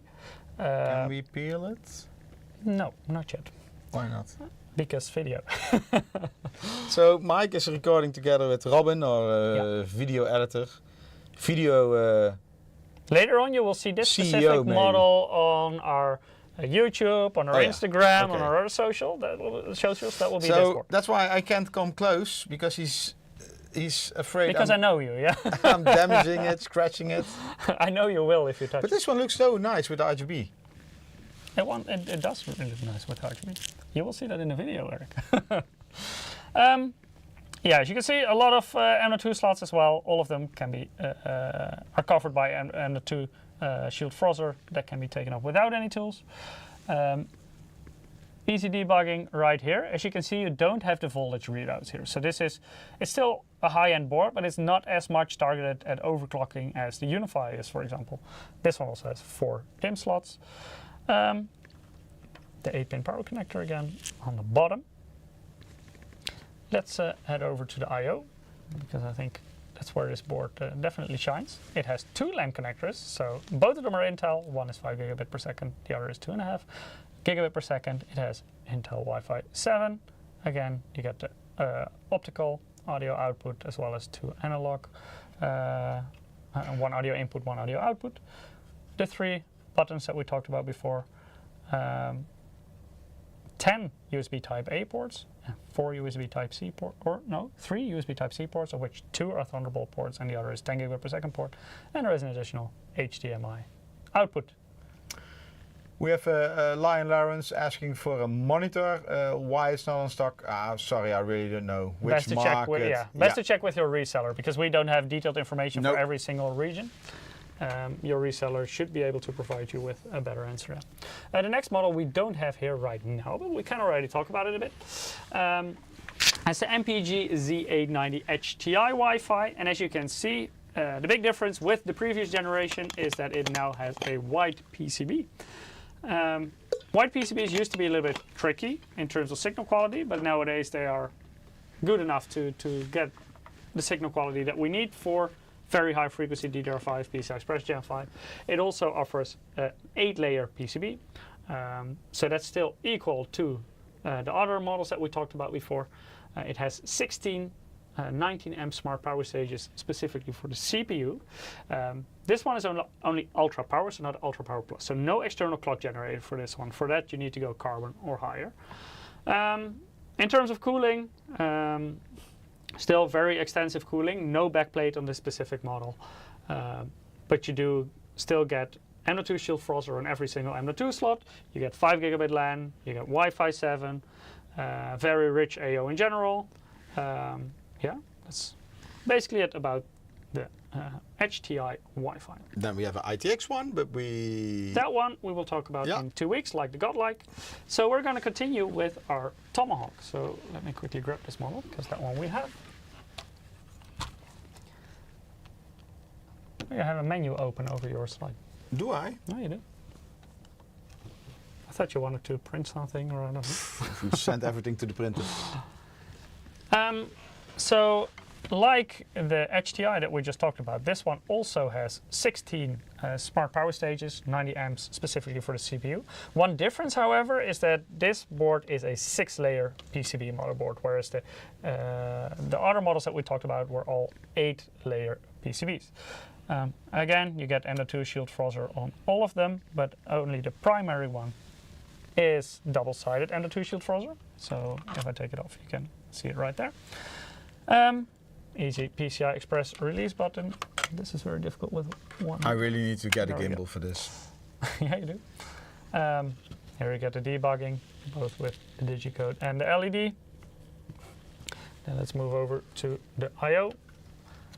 Here you can see a bit of a difference with the previous ones. This is a little bit more simplistic, not as many connectors as the other ones. It is, of course, a slightly more affordable motherboard than the other ones. And here you can, for example, also see some 5 gigabit per second ports, the blue ones, whereas the higher end models had a lot of red, so those are 10 gigabit per second ports. These are the Thunderbolt ports. This is a USB Type-C 10 gigabit per second. You have flash BIOS button, clear CMOS, HDMI on this side, Wi-Fi 7, and Intel 5 gigabit LAN, as well as 2 analogs and Toslink audio connectors. So that's the Z890 Tomahawk Wi-Fi. Then we head over to our Pro series, starting off with our Dash A model, so the Pro Z890 Dash A Wi-Fi. Question. Yeah. Somebody is a SteelSeries fan, and somebody else has a question. Does the mobile have SteelSeries integration like many of your past mainboards had? We've had SteelSeries integration on many products, but not specifically motherboards. No, that's mainly notebooks indeed. And monitors. Yeah, and monitors indeed, yeah. Some of the high-end MEG monitors indeed. But these monitors, they don't have that indeed. Oh, we got rated by SteelSeries. Thanks, SteelSeries. And welcome everyone coming over from SteelSeries. Yeah. Welcome, welcome. But yeah, definitely we have some SteelSeries integration on some of our motherboards, for example. So we have a light bar where that is controlled. And all the notebooks are also using SteelSeries keyboards. Yeah, for sure. Let's head over to our Pro Z890-A Wi-Fi. And oh, I'm doing my your fancy camera work without actually selecting the camera. So basically this is the higher end Pro board, so to say. So still very powerful VRM design, and again it's 16 smart power stages, 90 amps specifically for the CPU. This is also a 6-layer PCB, so like the Tomahawk. It also has the easy PCI Express release button for memory DIMM slots. the digi debugging as well as the debug LEDs. So on the Dash P you will not find this, on the Dash A you will. Here you see that not all M.2 slots have M.2 shield processors, so this one doesn't, for example. This one does, and here you have 2 additional ones. And also only the primary one you can take off without any tools. Here you have regular screws. So yeah, that's the front of the motherboard. Let's head over to the I/O. So you get 4 5 gigabit per second USB Type A ports. Here you have 3 10 gigabit per second Type A ports, as well as a 10 gigabit per second Type C port, 2 Thunderbolt 4 ports, HDMI connector, and the flash BIOS button right here. Hold a little bit lower, please. Yeah, like this. Yeah, thanks. Wi-Fi 7, 5 gigabit LAN. In this case, it is Realtek LAN. So on the gaming models, you will find Intel. On this, you will find Realtek LAN. You get 2 analog audio connectors and a digital Toslink or SPDIF output. And this is the Pro Z890-A Wi-Fi. Then let's head over to our Dash P model. That one we don't have right here, but as you can see in terms of look and feel, it's quite similar to the Dash A. But as you can also see, there is only M.2 shield processor for the primary M.2 slot. So, for example, the Dash A also has cooling on the 2 bottom slots. This one does not. Also, the VRM is a little bit more modest. It has 14 times 55 amp Dr. Moss. So still, I would say this is fine to run any CPU on, but overclocking a Core Ultra 9, then you will probably want to be looking at different models. Yeah, indeed. You should not expect it from these models. Of course, you can overclock, but it is still a Z-series chipset. Yeah, indeed. But there is also a difference between overclocking a mid-range CPU and overclocking a high-end CPU. If you really want to overclock, then really better have something like this. Like these kind of boards, they have a stronger VRM, you can mount bigger coolers, etc. They have more features also in the BIOS. Also depends on how extreme you want to go. Indeed, indeed. If you want to do a slight overclock, then it will usually be fine. Do you want to do more extreme overclocking of high-end processors, then... The problem at this moment is that we still don't know how the overclock... We don't know. We are not allowed to talk about the overclock performance of the new Intel but also much Ultra still 200. needs to be figured out by the overclockers. Absolutely, absolutely, yeah. And that's the nice thing on this new generation from Intel Arrow Lake S. This is the first generation. Probably, we don't know, but probably, we're not allowed to tell. Probably in the coming years they will build on this generation, on this new architecture. And, each generation new things will be added and the overclockers will find out things. We will be adding more features to these motherboards in order to get more out of them. And yeah, I mean, it's still, I mean, they spend a lot of time, as you can saw in the Intel slides we showed you before, on overclocking, all the fine tuning and all the tools for that. The real question is, how much can they overclock these new CPUs? What can overclockers get out of them? Yeah, indeed. So in 2 weeks' time, we can maybe also overclock. At least we're going to benchmark the CPUs. We're going to show the performance. Maybe Ruud can already do some testing and see what indeed. We're going to show you also what's inside the BIOS and all those features. Let me see, Mike, because I think that's it for this week. We can maybe show you still the movie. Is that possible? No, that will be very complicated now. Because that is in the introduction scene, so that won't Not work. if I push this button. No, it won't work, I think. Oh my god, oh my god, oh my god. Anyway, it doesn't matter, And the video, I think the video should be live very soon, so people will be able to see it. Indeed. Yeah. Then, next week, and that will be on our regular slot again. So again, on Wednesday and 1 hour earlier than we went live today. And we will talk about one of our new desktops. For the people who have been watching our Gamescom live stream, you may have already seen a sneak peek of this model. And it's the MAG Infinite E1. And I think this is a very nice model if you're getting into PC gaming. Yeah, and you don't know how to build a PC. Yeah. Maybe you've been using like a console in the past and you want to try out PC gaming. Yeah. Enjoy some very nice high FPS, which is of course not possible on the console. Then what is it then? After that, it's you. No, not me. After that, on Thursday. 24th, we just saw the Intel 24th, we will be back again, and then we're again going on to a talk- Thursday. Yeah, main boards. Again, 1700 CEST, yes. Yeah, so same time as Yeah. today. And but then Ruud 2 will be weeks time. here, Mike will be here, and we will be Benchmarking, demonstrating. We will show you the godlike, all the ins and outs. We will Mini ITX. Mini ITX. We will talk about that in detail. Maybe a little bit of overclocking if Ruud has already tested with it. Godlike indeed, white PCB, we will have that as well.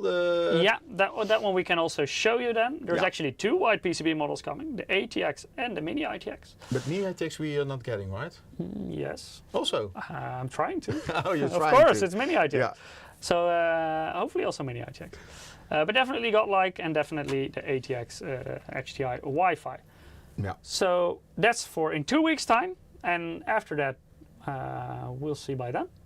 I know what's coming up. Me too. And it's a Yeah. cool topic. Yeah. But that's for later. That's for later. We're going to talk about that just yet. Yeah. But for now, thank you so much for joining us today, Thank you for all. watching today. Can we do one last winner before, Oh, yeah, sure, before we close it off? Yeah. Your phone is getting hot?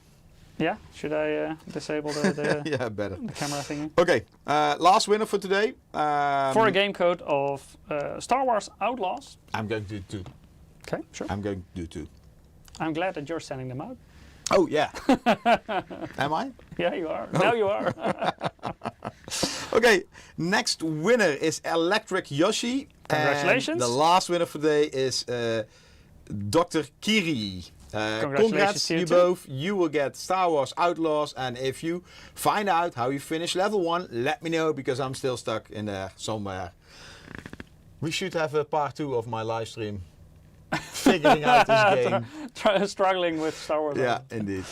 And if you haven't received your code by Wednesday, make sure to be in the chat and complain to Eric. Okay, thank you. This is how you get your viewers, Yeah, right? yeah, Just yeah, people yeah. complaining. Thank like you all, every 7 bye-bye, minutes. take Thank care. you, bye-bye. Oh my god.